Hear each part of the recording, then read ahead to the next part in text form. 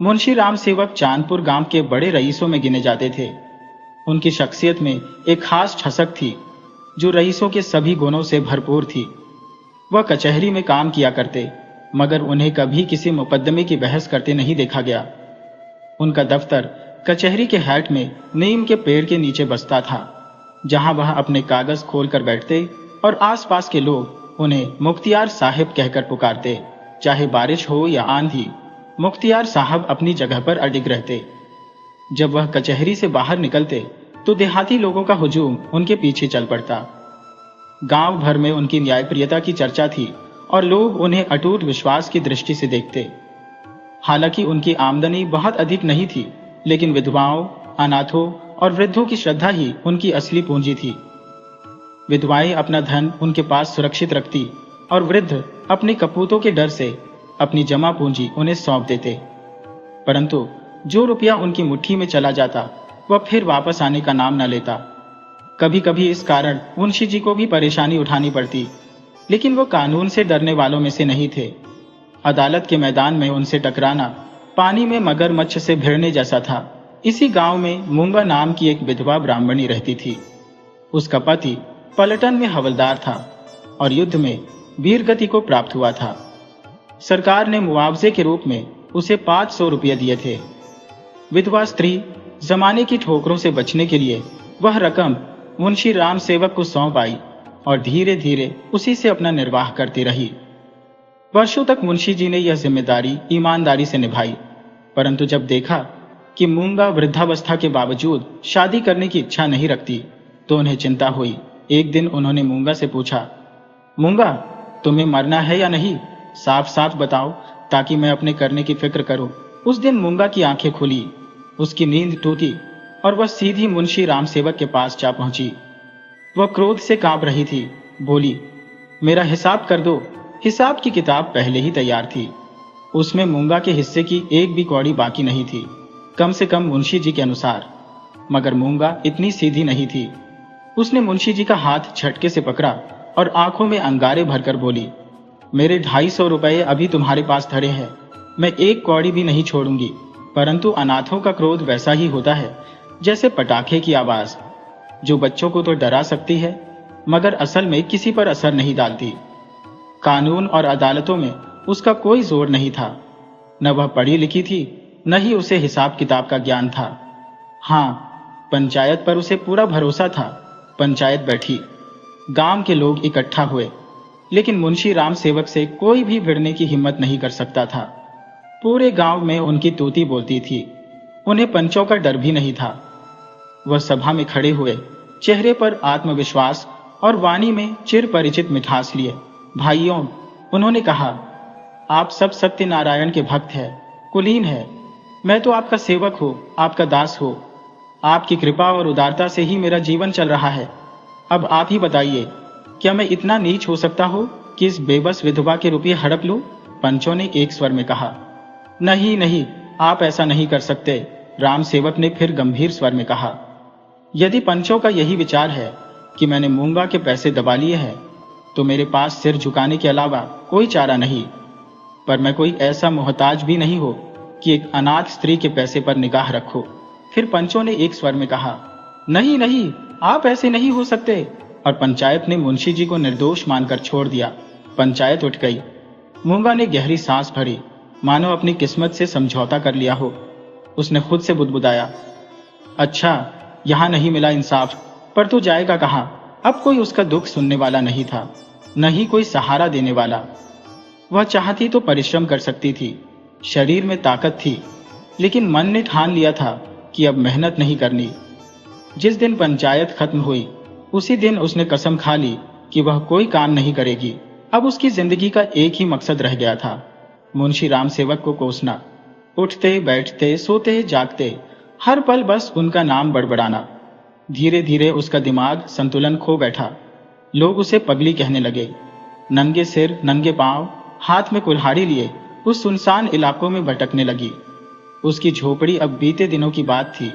अब वह मरघट के पास नदी के किनारे उजड़े खंडहरों में डेरा डाले रहती। उसका चेहरा विकृत हो चुका था, शरीर हड्डियों का ढांचा बन चुका था। गांव वाले उसे देखकर डरने लगे। अगर वह गलती से गांव में आ जाती तो औरतें घरों के दरवाजे बंद कर लेती, पुरुष रास्ता काटकर दूसरी ओर निकल जाते और बच्चे उसे देख भाग खड़े होते। लेकिन एक लड़का था जो उससे नहीं डरता था, राम सेवक का बेटा राम गुलाम। जो चालाकी और धूर्तता उसके पिता में थोड़ी बहुत बची थी, वह उसमें पूरी तरह उतर चुकी थी। वह मूंगा के पीछे तालियां बजाता, उसे चिढ़ाता और मजाक उड़ाता। मूंगा की दुनिया अब एक ही रंग में रंग चुकी थी, पागलपन, नफरत, बदले की आग। वह अकेली बैठी खुद से बातें करती रहती, उसकी बड़बड़ाहट में अजीब बातें होती। राम सेवक के शरीर के अंगों को नोचने, उसका लहू पीने, उसकी हड्डियां तोड़ने की बातें। जब उसकी सनक चरम पर पहुंच जाती तो वह राम सेवक के घर की ओर मुंह करके जोर जोर से चीखने लगती। तेरा लहू पीऊंगी। रात के सन्नाटे में उसकी भयावह आवाज गूंज उठती। स्त्रियां डर से सिहर जाती, बच्चे माओ की गोद में सिमट जाते। लेकिन सबसे खौफनाक चीज थी उसकी कर्कश हंसी, एक ऐसी हंसी जिसमें खौफ का जहर घुला होता था। लगता था मानो सैकड़ों गुल्लू एक साथ चीख कर हंस रहे हो। मुंशी राम सेवक अपने आप को बड़ा दिलेर समझते थे। उन्हें न पुलिस का डर था, न मुकदमों का, न पंचायत का। लेकिन मूंगा की वह आवाज, वह शब्द, तेरा लहू पीऊंगी, इन शब्दों ने उनके हौसले को हिलाकर रख दिया।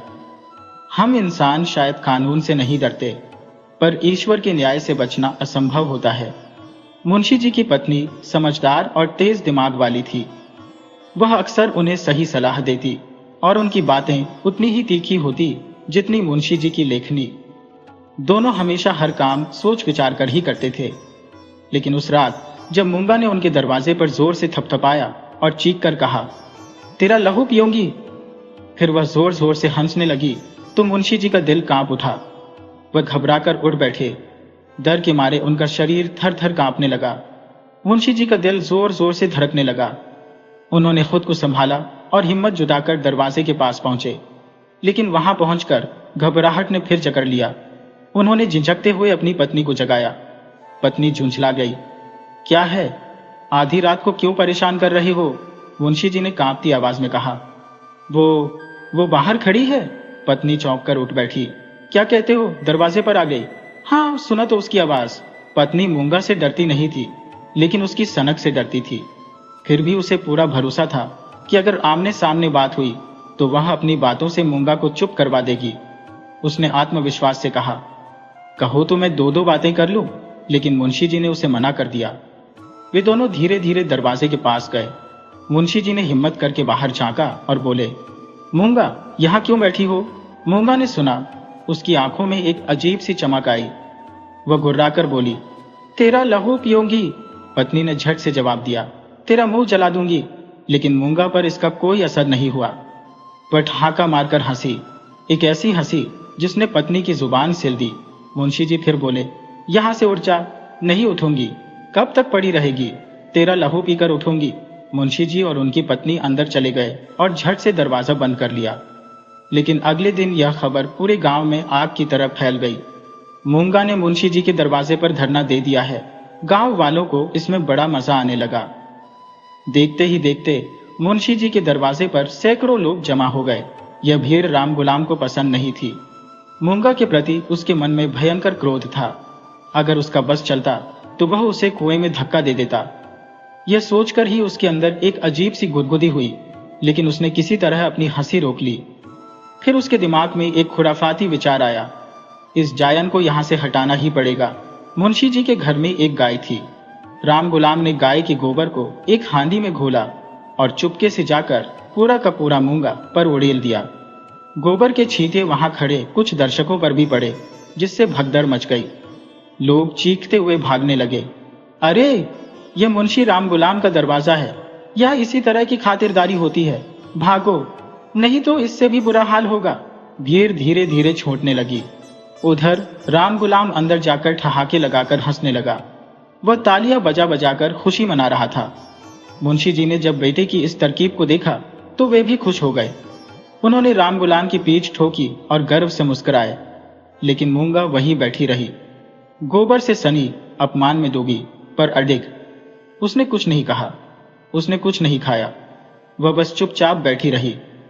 गांव के चौधरी ने बहुत मनोहार की, यहाँ तक कि मुंशी जी ने हाथ जोड़ लिए, परंतु वह टस से मस न हुए और भीतर चले गए।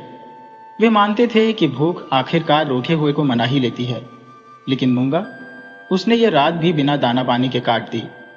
मुंशी जी और उनकी पत्नी पूरी रात जागते रहे, मगर आज मूंगा की गरज और हंसी कुछ मंद पड़ गई थी।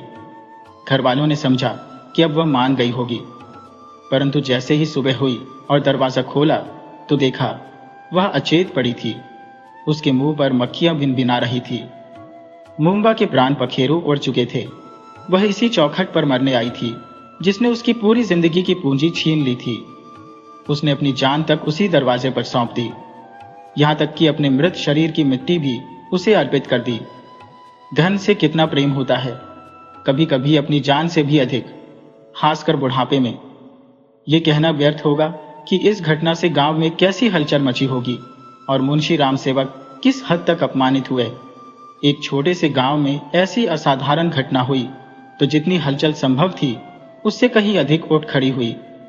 मुंशी जी का अपमान जितना होना चाहिए था उससे रत्ती भर भी कम ना हुआ।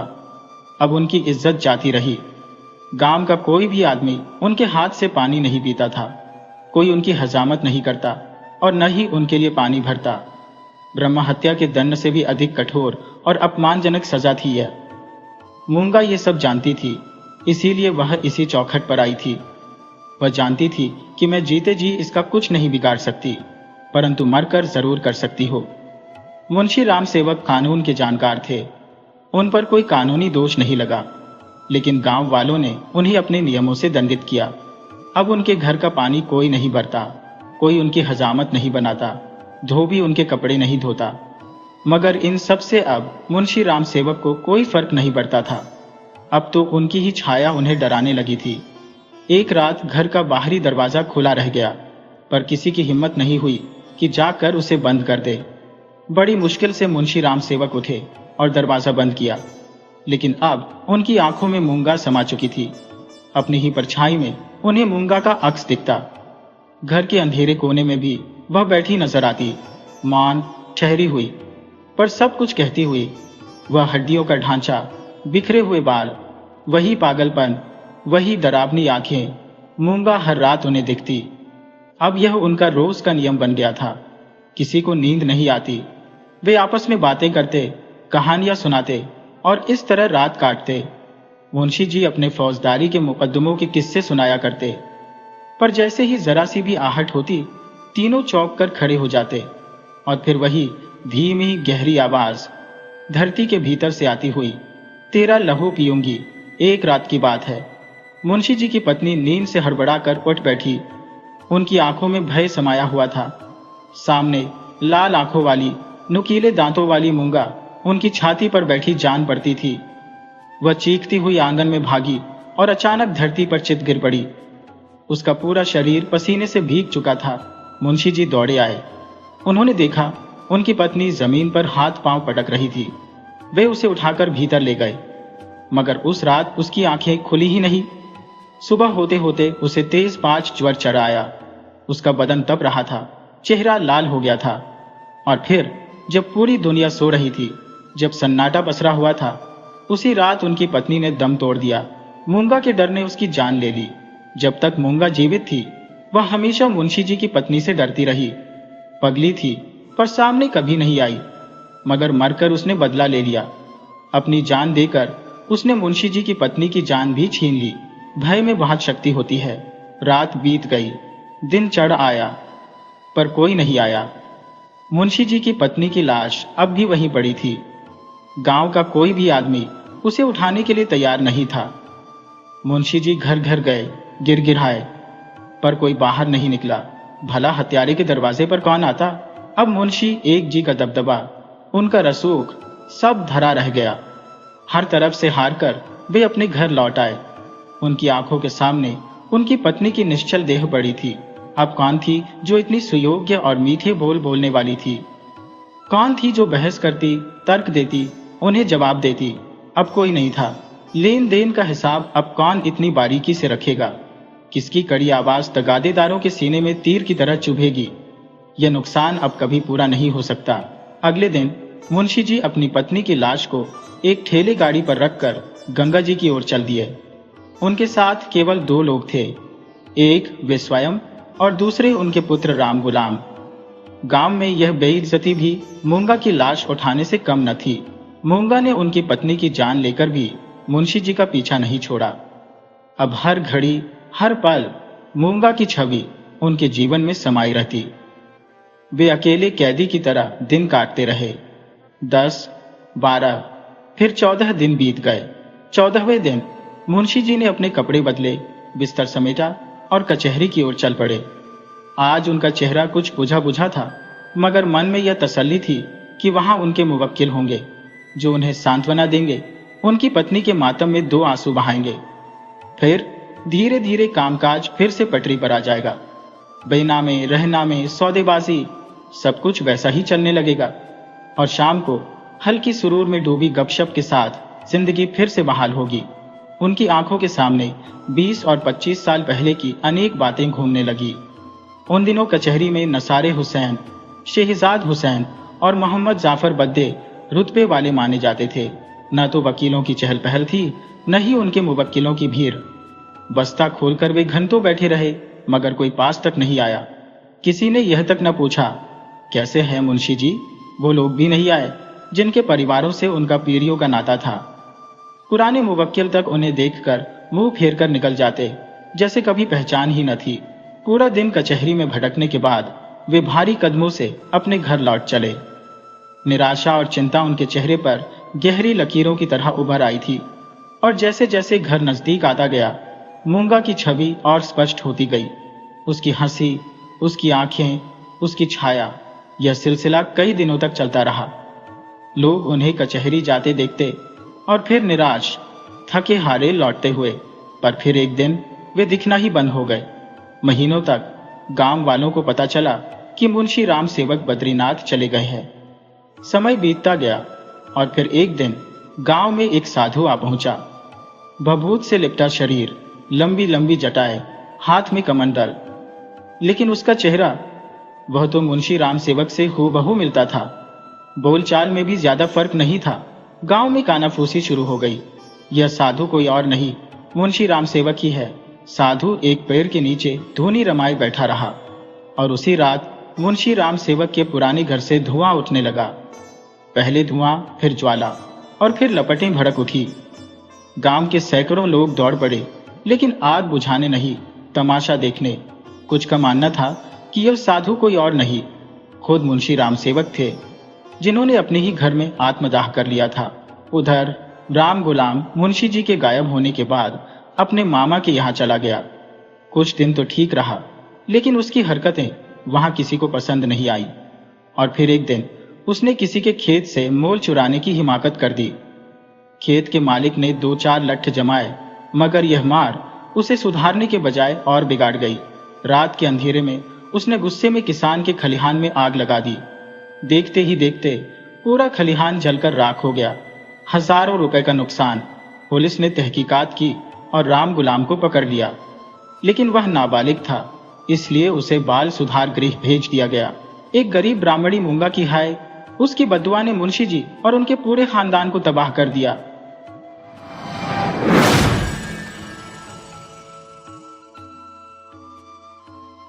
लगभग 40 साल पहले की बात है, जब राधिका और रामचरण का विवाह हुआ था। रामचरण के 3 संतानें थी, 2 बेटियां और 1 बेटा। उसके बड़े भाई शिवचरण के 4 बच्चे थे और वे पति पत्नी की देखभाल भी रामचरण और राधिका के जिम्मे ही थी। शिवचरण का शराब पीने का स्वभाव था, जिसके कारण उसका सारा कामकाज ठप हो चुका था। ऐसे में उसके बच्चों की जिम्मेदारी भी राधिका और रामचरण को निभानी पड़ रही थी। रामचरण की एक छोटी सी दुकान थी, जिससे मुश्किल से खाने और बच्चों की पढ़ाई के लिए पैसे जुटते थे। राधिका का मायका बहुत धनी था। उसके भाइयों ने अपनी 25वीं सालगिरह के अवसर पर राधिका की स्थिति को समझते हुए उसे 5 लाख रुपए देने का निर्णय लिया। जब यह टेलीग्राम आया तो राधिका की खुशी का ठिकाना नहीं था। रामचरण अपनी छोटी सी दुकान में व्यस्त रहता था और उसकी जेठानी सुधा, जो बड़ी चालाक औरत थी, अपने पति शिवचरण के नकारापन का पूरा फायदा उठाकर राधिका पर धौंस जमाती थी राधिका सरल और सीधी सादी औरत थी, जिसका सुधा पूरी तरह से फायदा उठा रही थी। रामचरण और शिवचरण दोनों ही ज्यादा पढ़े लिखे नहीं थे, लेकिन रामचरण हमेशा चाहता था कि उसके बच्चे अच्छी शिक्षा पाएं और अपना भविष्य संवारें। लेकिन समस्या यह थी कि शिवचरण के बच्चों की जिम्मेदारी भी उस पर थी, जिससे 11 जनों का पेट पालना उसके लिए बेहद मुश्किल हो रहा था। इस तनाव के चलते रामचरण भी धीरे धीरे शराब की लत में पड़ गया। रामचरण और शिवचरण का एक चचेरा भाई राकेश था, जो पड़ोस में रहता था और थोड़ा पढ़ा लिखा था, लेकिन बहुत ही चालाक था। रामचरण और शिवचरण जब भी किसी सलाह या कानूनी समस्या में उलझते थे तो राकेश से मदद मांगते थे। राधिका के भाइयों ने जो पैसे भेजे थे उन पर सभी की नजरें थी और सब अपने अपने तरीके से उन पैसों को हथियाना चाहते थे। राधिका के भाइयों ने उसे यह शर्त रखी थी कि जब वह अपने लिए एक अलग घर तलाश लेगी तभी वे उसे पैसे देंगे। रामचरण ने राकेश को बुलाकर विचार विमर्श करने को कहा। राकेश, जो अपनी चाल में माहिर था, ने रामचरण को बताया कि पहले पैसे हाथ में आ जाएं, तभी मकान लेने की सोचे। राधिका ने अपने भाइयों से पैसे की बात की और उन्हें समझाया कि उन पर भरोसा है या नहीं। भाइयों ने बहन पर भरोसा दिखाते हुए चेक के माध्यम से पैसे देने का फैसला किया।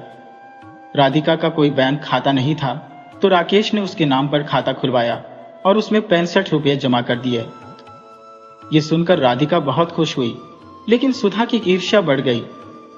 राकेश की चालाकी यही खत्म नहीं हुई। उसने सुझाव दिया कि 5 लाख रुपए में कोई घर मिलने से रहा, क्यों न एक प्लॉट खरीद ले और बाद में उसे महंगे में बेच दें। इससे फायदा होगा और कुछ पैसे बच भी जाएंगे, जिससे आप एक अच्छा सा घर भी खरीद सकते हैं और प्लॉट भी आपके पास रहेगा। राधिका, रामचरण और उसके परिवार को सपने दिखाए जा रहे थे, लेकिन राकेश की चालों का मकसद कुछ और ही था। राधा ने कहा, भैया, मैं अपने पति से पूछकर तुम्हें बताती हूं। जब रात को रामचरण घर लौटा तो राधिका ने उसे सारी बात बताई। रामचरण ने कहा, राधा, मुझे कुछ भी नहीं पता, तो मैं क्या सलाह दूं? मैंने न तो कभी जमीन खरीदी है, न ही बेची है। सच कहूं तो मैं इस बारे में कुछ कहना भी नहीं चाहता। ये पैसे तुम्हारे भाई ने दिए हैं, तो तुम उनसे ही सलाह ले लो। राधिका ने सोचा, अगर मैं भाई से पूछूंगी तो पता नहीं वे क्या क्या कहेंगे। क्यों ना अपनी सहेली वृंदा से पूछ लूं, जो पड़ोस में रहती है। जब राधिका ने वृंदा से बात की तो उसने कहा, देख राधिका, इसमें कोई बुराई नहीं है। राजेश पर भरोसा करो, वो अपना है। अगले ही दिन राजेश आ गया और उसने कहा, भाभी, प्लॉट खरीद लो। देखो, एक प्लॉट 80,000 रुपए का आ रहा है। 4 प्लॉट खरीद लेते हैं, जल्दी ही कीमतें बढ़ जाएंगी, फिर डबल में बेच देंगे। इधर तुम्हारे बैंक में पड़े 1,80,000 रुपए पर ब्याज भी मिलता रहेगा। सोचो, 5 लाख के 10 लाख बन जाएंगे। फिर तुम आलीशान घर और गाड़ी भी खरीद सकती हो। राधिका बहुत खुश हो रही थी और कहने लगी, भैया देखो ना, मैं सच कहती हूँ, पैसा ही पैसे को खींचता है। हमने तो अपनी पूरी उम्र ऐसे ही गुजार दी। बेचारे बच्चे अच्छे खाने और पहनने को तरसते रहे। जिम्मेदारियों ने कभी सिर उठाने ही नहीं दिया। राधिका के चेहरे पर संतोष झलक रहा था, जबकि राजेश एक कुटिल मुस्कान के साथ उसे देख रहा था। जिसे खुद पर विश्वास होता है वह दुनिया को भी अच्छे नजरिए से देखता है और उसी की तरह दूसरों को भी सही मानता है। राधिका और रामचरण की बड़ी बेटी ईशा अभी किशोरावस्था में थी। उसे बैंक के बारे में कुछ खास पता नहीं था, पर वह समझने की कोशिश कर रही थी। 4 दिन बीते थे जब शाम के समय राजेश फिर से आया। उस समय रामचरण भी घर पर था। राजेश ने खुश होकर कहा, भैया, बताया नहीं आपको, भाभी ने शास्त्री नगर में 4 प्लॉट्स इकट्ठे खरीद लिए हैं। रामचरण कहना चाह रहा था कि एक बार देख लेते हैं, लेकिन तभी राधिका बोली, भैया आप बस ले लो जल्दी से। मेरे भाई भी चाहते हैं कि मैं जल्दी से घर खरीद लूं। राजेश ने मुस्कुराते हुए कहा, भाभी आप जल्दी मत करो, सब हो जाएगा। बस मुझ पर विश्वास है ना, सब मेरे ऊपर छोड़ दो। और हाँ, ये चेक है, इसमें साइन कर दो।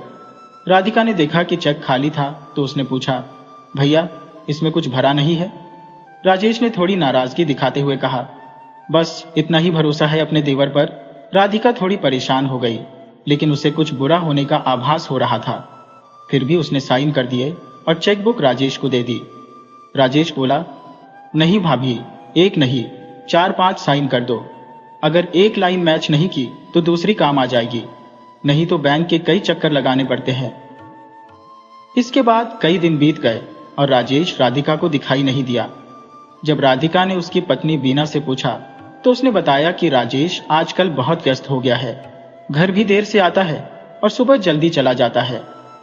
राधिका ने रामचरण को कई बार बताया, लेकिन वह भी ठीक से जवाब नहीं दे रहा था। रामचरण को बस अपनी दुकान से ही मतलब था। राधिका के मन में चेक साइन करते समय ही शक हो गया था, लेकिन चेक साइन करवाने के बाद राजेश अचानक गायब हो गया था। राजेश का ट्रांसपोर्ट का बिजनेस था और उसने थोड़े समय में अच्छा पैसा कमा लिया था। पर कहते हैं ना, जितना पैसा होता है लालच उतना ही बढ़ता जाता है। एक दिन राधिका ने ठान लिया कि अब बात करनी ही पड़ेगी। वह सुबह जल्दी उठी और राजेश को पकड़ने के लिए उसके घर के पास चली गई। जब राजेश ने राधिका को देखा तो थोड़ा झेंप गया और बोला, भाभी, जान लगा दी मैंने आपके काम के लिए। इतनी भाग दौड़ कर रहा हो कि समय का पता ही नहीं चलता। वकील इतने डॉक्यूमेंट्स बनाते हैं कि समय मिल ही नहीं रहा है। कल या परसों आता हूं सारे कागजात लेकर। राधिका कुछ बोल ही नहीं पाई और रामचरण को उसने जरूर बताया कि राजेश ने आना बंद कर दिया है, लेकिन बात वहीं खत्म हो गई।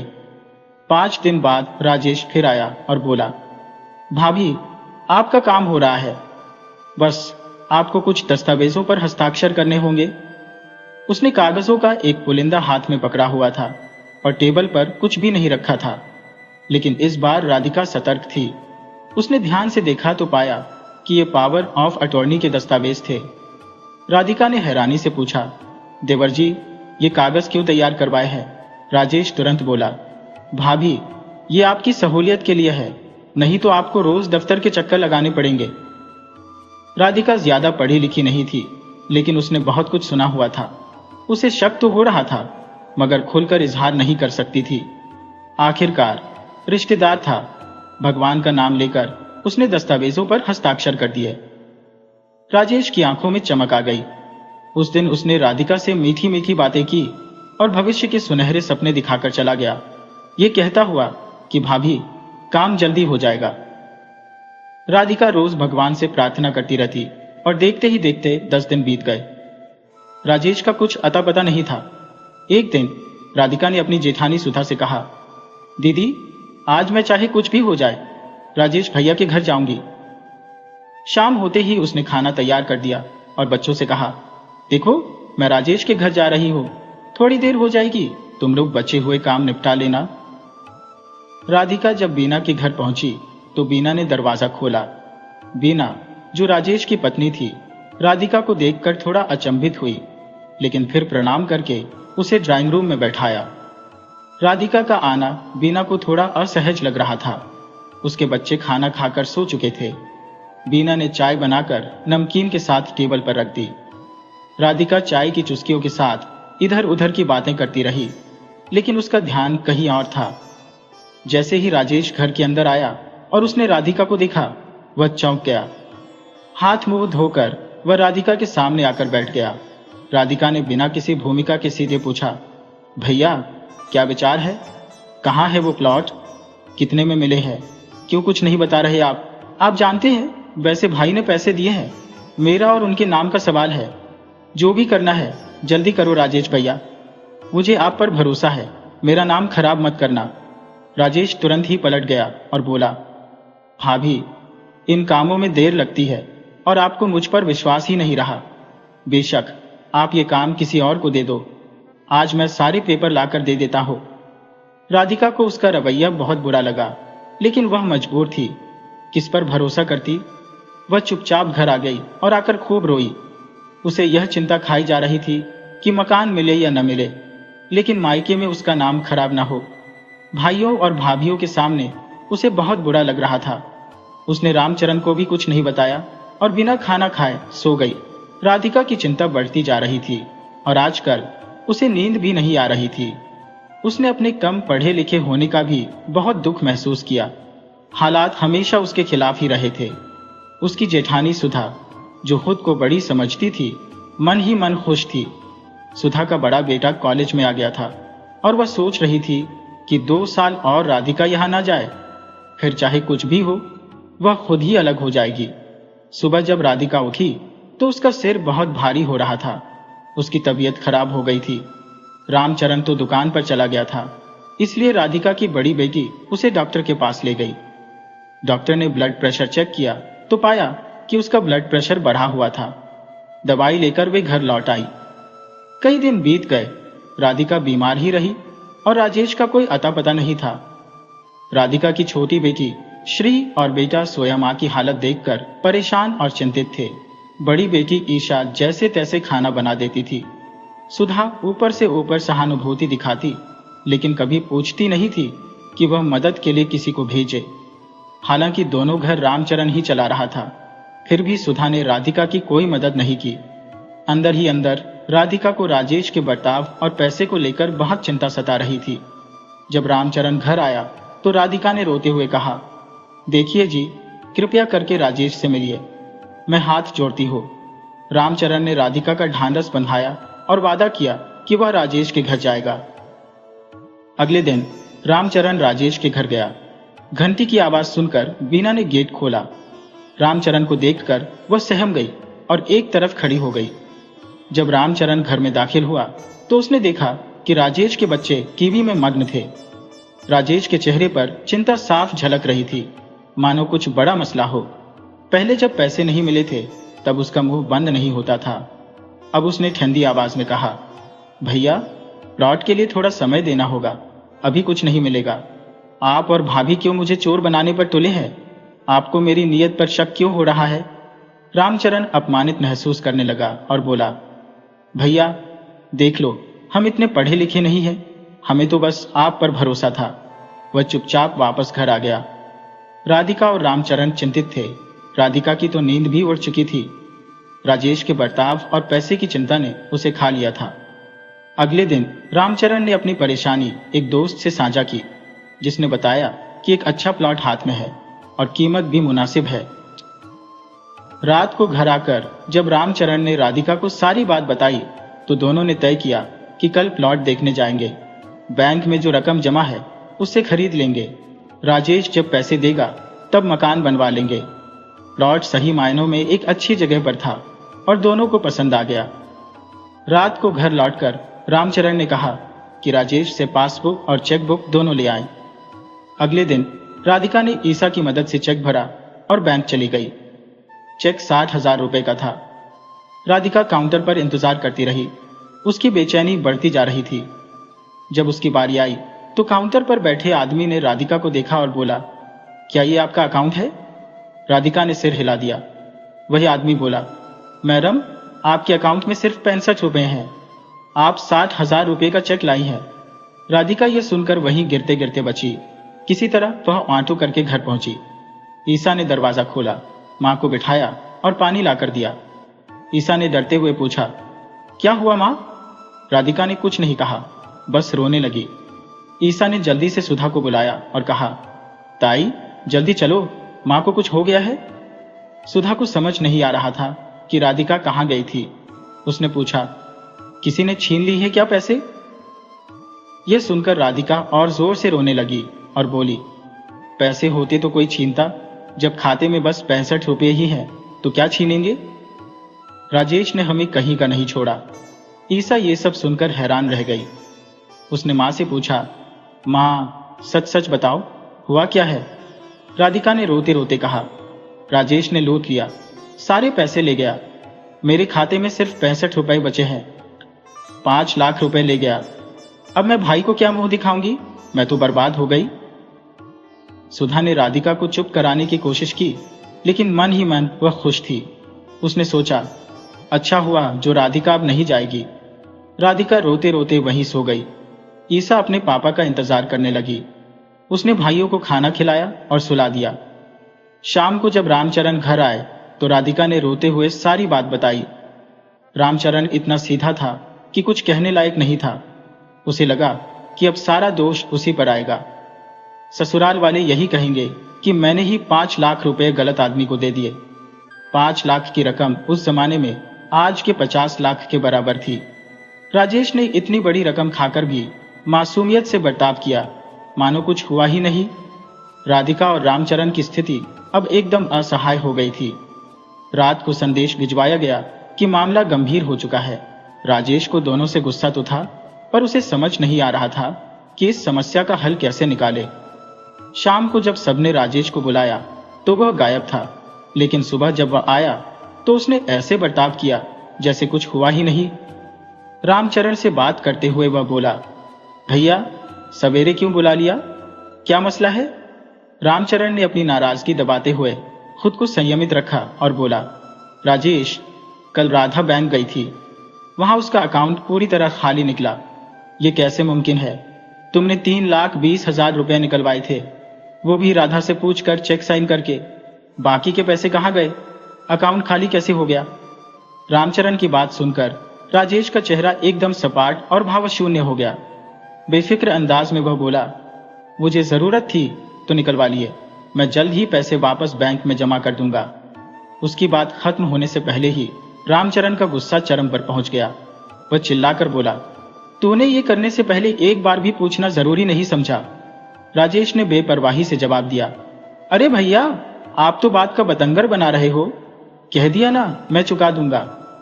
राधा गुस्से में कांप रही थी, उसके मुंह से शब्द नहीं निकल पा रहे थे और वह आंसुओं से भरी आंखों से राजेश को देख रही थी। राजेश ने फिर कहा, मुझे सख्त जरूरत थी भैया, तो मैंने सोचा घर का पैसा है, लगा दूं बिजनेस में। अभी कोई ठिकाना नहीं है, घर का घर मिल जाए तो बात करना, अगर ना दूं तो मेरा नाम बदल देना। रामचरण ने कड़वाहट भरी आवाज में कहा, राजेश, ये पैसे घर के नहीं थे, राधा के भाई ने घर लेने के लिए दिए थे। अगर घर नहीं लिया तो हमारी इज्जत धूल में मिल जाएगी।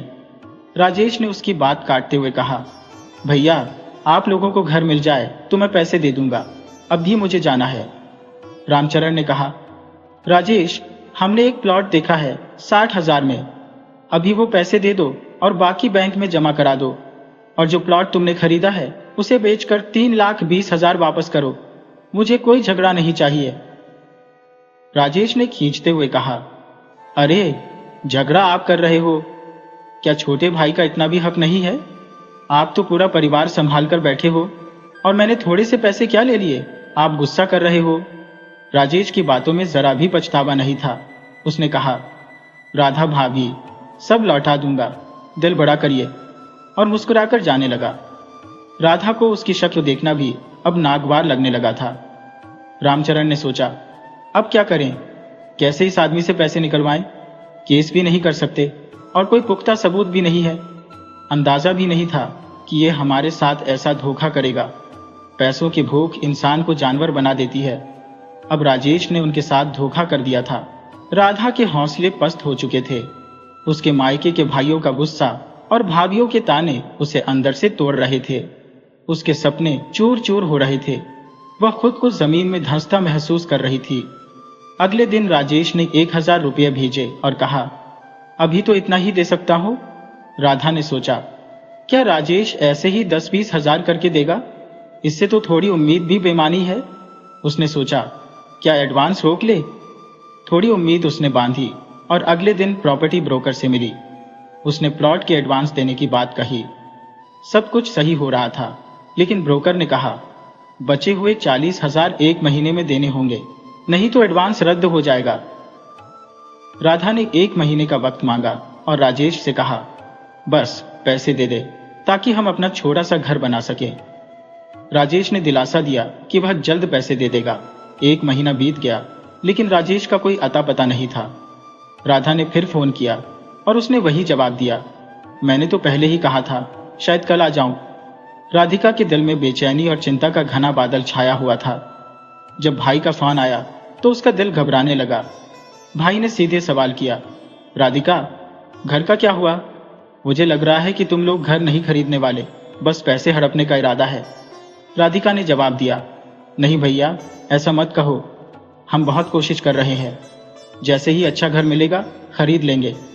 लेकिन धीरे धीरे 6 महीने गुजर गए। भाई ने तल्खी से कहा, देखता हूं अब और कितना वक्त लगाते हो, और फोन रख दिया। राधिका का दिल मानो किसी पत्थर की तरह भारी हो गया। जब रामचरण घर आया तो उसने सारी बातें सुनी और उसके चेहरे पर भी चिंता की लकीरें गहरी हो गईं। राधिका मशीन की तरह अपने कामों में लगी रहती, लेकिन अंदर से वह टूट चुकी थी। हंसना बोलना बच्चों के साथ भी बंद हो चुका था। बच्चे भी सहमे सहमे रहते थे। वे समझ नहीं पा रहे थे कि घर में यह खामोशी क्यों पसरी हुई है। रामचरण भी राजेश के व्यवहार से अंदर से खिन्न था, पर वह खुद पर कोई इल्जाम नहीं लगाना चाहता था। राधिका ने अपने बच्चों को स्कूल भेजा, रामचरण को दुकान भेजा और रोज के सारे काम निपटाकर राजेश के घर चली गई। उसने तय कर लिया था कि आज वह बिना से सब कुछ साफ साफ कह देगी। वह दरवाजे पर पहुंची, दरवाजा खोला और एक तरफ खड़ी हो गई। अंदर जाते ही उसने देखा कि घर में नया सोफा और शानदार टीवी लगा है। पूरा घर चमचमा रहा था और उस चमक से राधिका को अपने लगाए हुए पैसों की गंध आ रही थी। बीना ने पानी लाकर रखा और बोली, चाय चढ़ाकर आती हूँ। राधिका ने बीना का हाथ पकड़कर उसे पास बिठाया और कहा, बीना, मुझे तुमसे बात करनी है। बीना बोली, हाँ भाभी बोलो। राधिका ने कहा, बीना, तुम हमारी हालत जानती हो। राजेश जो कर रहा है वह हमारे लिए ठीक नहीं है। उसने मेरे भाई के दिए हुए 5 लाख रुपए का कबाड़ा कर दिया है। जाओ, मेरे बच्चों का भविष्य और मायके से मेरा रिश्ता सब बर्बाद कर दिया है। मैं कहाँ जाऊं? बीना थोड़ी सकपकाई और संभल कर बोली, भाभी, अगर आपको राजेश से कोई परेशानी है तो आप राजेश से बात करो, मुझे चैन से जीने दो। राधिका को गुस्सा आया और उसने कहा, बीना, तुम्हें सब पता है, ये घर में जो नया सामान और चमक है वो सब मेरे पैसों से है। बीना ने अपने रंग बदलते हुए कहा, भाभी, आपको मेरा नया फर्नीचर खटक रहा है और मुझ पर इल्जाम मत लगाओ। आपने मुझे कोई पैसे नहीं दिए। जिनसे बात करनी है उनसे करो। राधिका इससे ज्यादा कुछ बोल नहीं पाई। वह असल में ऐसी बातें सुनने की आदी नहीं थी। वह बेचारी घर लौट आई और अपने कमरे में सो गई। अब उसमें हिम्मत नहीं बची थी। उसके आंसू बह रहे थे और वह उस दिन को कोस रही थी जब पैसे आए थे। उसे अपनी कमजोरी पर भी गुस्सा आ रहा था। पैसे मांगते मांगते वह खुद को चोर महसूस करने लगी थी। राधिका को एहसास हो रहा था कि पैसों की दुनिया में सचमुच कोई अपना नहीं होता। जिसने उधार लिया वह चोर बन जाता है और जिसने पैसे हड़प लिए वह राजा बन जाता है। राजेश अब पूरी तरह से गायब हो चुका था। वह राधिका और रामचरण की पहुंच से बहुत दूर था। राधिका की हालत अब उस मरीज जैसी हो गई थी जिसे वर्षों से कोई राहत नहीं मिली हो। उसकी आंखों के नीचे गहरे काले घेरे साफ नजर आ रहे थे। रामचरण अपनी पत्नी को इस हालत में नहीं देख सकता था। घर की शांति पूरी तरह भंग हो गई थी। कुछ दिन बाद राजेश ने 40,000 रुपये भिजवा दिए।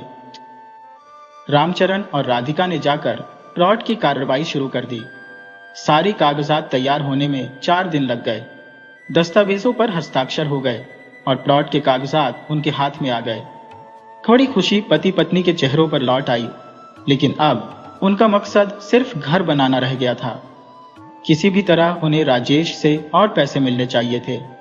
अब 20 या 30,000 से काम नहीं चलने वाला था। घर बनाने में बहुत ज्यादा पैसे लगने वाले थे। रामचरण और राधिका की आंखों में सपनों की परछाइयां उभर रही थी। वहीं दूसरी ओर राजेश और बीना अपनी खुद की योजनाओं में मशगूल थे। बच्चों को हॉस्टल भेजने की तैयारियां जोरों पर थी। प्लॉट्स की खरीद फरोख्त का सिलसिला भी अच्छे से चल रहा था। राधिका के पैसों ने मानो चुपके से कोई खेल खेल लिया हो। राजेश ने खामोशी ओढ़ रखी थी और बीना भी अब पहले जैसी बात नहीं करती थी। राधिका अब थोड़ी ठीक महसूस कर रही थी। उसने अपने भाई को सूचित कर दिया था कि उन्होंने प्लॉट खरीद लिया है और घर बनवा रहे हैं। इस बात को 3.5 महीने हो गए थे जब अचानक भाई का फोन आया।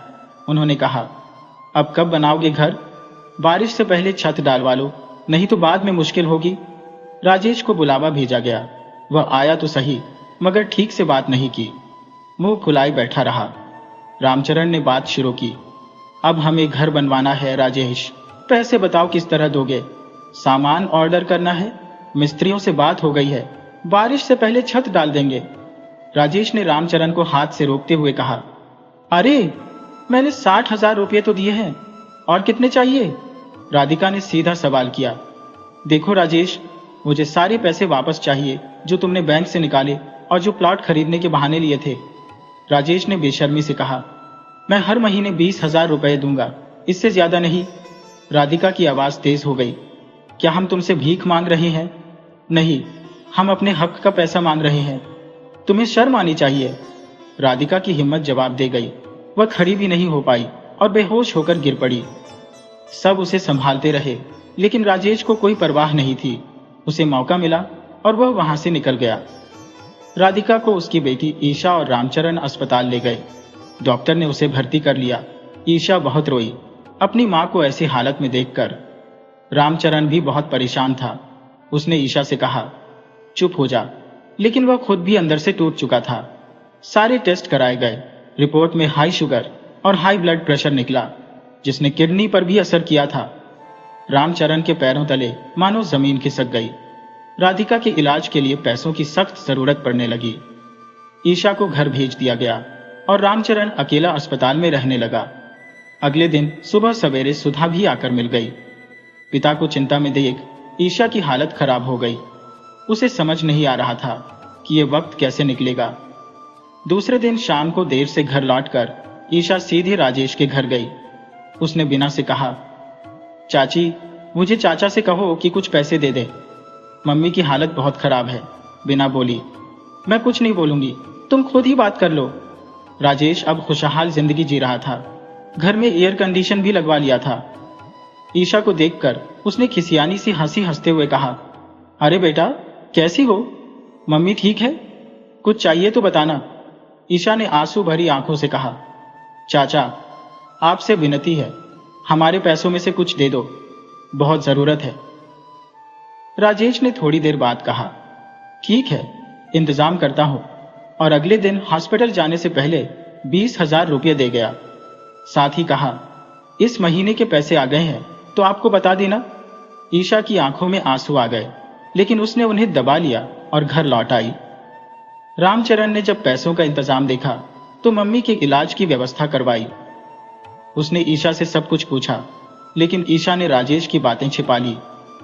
राधिका की शुगर लेवल धीरे धीरे ठीक हो रही थी। 6 दिन बाद उसे अस्पताल से छुट्टी मिली। डॉक्टर ने कहा था कि उसे किसी भी तरह की टेंशन नहीं देनी चाहिए।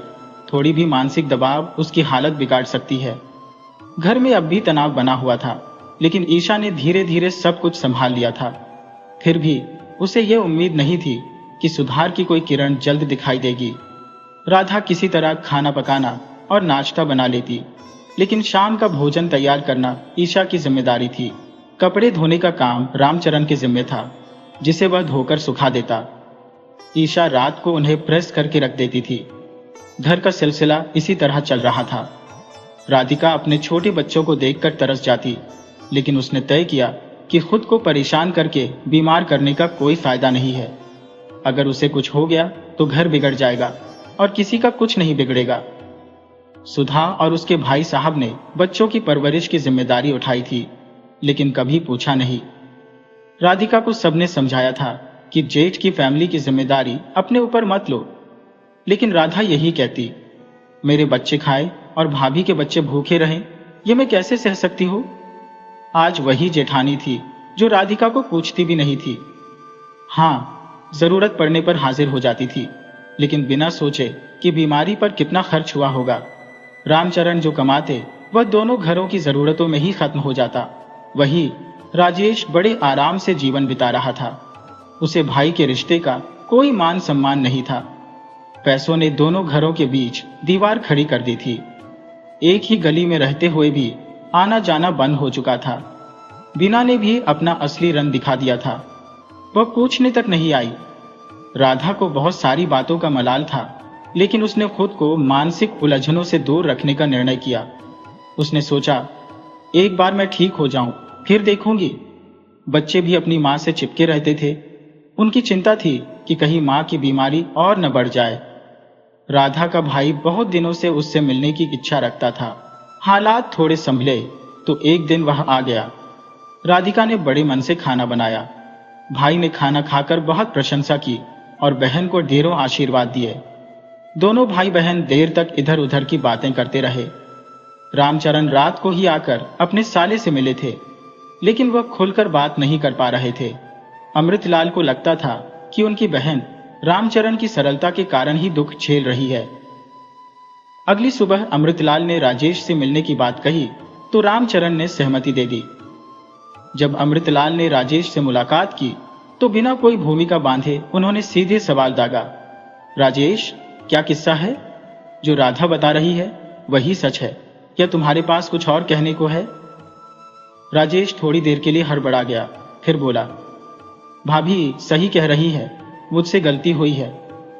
मैंने भाभी के पैसे अपने बिजनेस में लगा दिए और वह भी बिना पूछे। मैंने सोचा बिजनेस अच्छा चलेगा तो पैसे वापस कर दूंगा, लेकिन घाटा हो गया। नहीं तो मैं ऐसा नहीं हूं। राजेश की यह बातें सबको पता थी कि वह झूठ बोल रहा है, लेकिन अमृतलाल ने सोचा बिना बात बिगाड़े अगर पैसा निकाल लिया जाए तो बढ़िया रहेगा। अगर राजेश को डांटेंगे तो वह और ज्यादा अड़ियल हो जाएगा। राजेश ने सभी की ओर देखा और फिर रामचरण की तरफ हाथ जोड़कर कहा, भाई, मैंने मना तो नहीं किया था। अमृत भाई को बेकार बुला लिया। हम तो भाई हैं, आपस में ही फैसला कर लेते। रामचरण के चेहरे पर दर्द भरी मुस्कान थी। उन्होंने कहा, राजेश, तुमने 20,000 रुपए महीना देने का विचार किया था, इससे घर कैसे बनेगा? राधा मरते मरते बची है। देवी मां की कृपा से वह ठीक है। सब तुम्हारे कारण हुआ है और अब पछतावा करने आए हो? रामचरण का चेहरा गुस्से से लाल हो गया। अमृतलाल ने उन्हें शांत रहने के लिए कहा और बोले, राजेश, तुम्हारी ये बातें झूठी हैं। मैं सब जान चुका हूं। 3 महीने इंसानियत के नाते तुम्हें दिए क्योंकि तुम इनके चचेरे भाई हो। अब इनके पैसे लौटा दो, इन्हें घर बनवाने दो, नहीं तो मुझे पुलिस को बुलाना पड़ेगा। राजेश उठ खड़ा हुआ और बोला, मुझे माफ कर दें, पुलिस का नाम भी मत लीजिए, मैं पैसे वापस कर दूंगा। उसकी आवाज में उसकी भावनाओं का साथ नहीं था। साफ था कि वह फिर झूठ बोल रहा था। अमृत ने पुलिस का नाम तो लिया, लेकिन राजेश को भी अंदाजा था कि ये लोग कुछ साबित नहीं कर सकते क्योंकि उनके पास कोई ठोस सबूत नहीं था। इस पूरे मामले में सुधा और शिवचरण बस तमाशबीन बने हुए थे। कुछ बोले नहीं, लेकिन सब कुछ देख रहे थे। शिवचरण, जो सट्टे और जुए का शौकीन था, सोच रहा था कि अगर उसे ये पैसे मिल जाते तो वह उन्हें दोगुना कर देता। इस विचार के साथ ही उसके होठों पर एक मुस्कान आ गई। सुधा के मन में अजीब तरह की खुशी थी जो उन लोगों के दुख में मिल रही थी जिनके बलबूते पर उनका घर चल रहा था। दुनिया में ऐसे लोग भी होते हैं जिन्हें देख ऐसा लगता है कि भगवान ने भी उनसे मुंह मोड़ लिया है।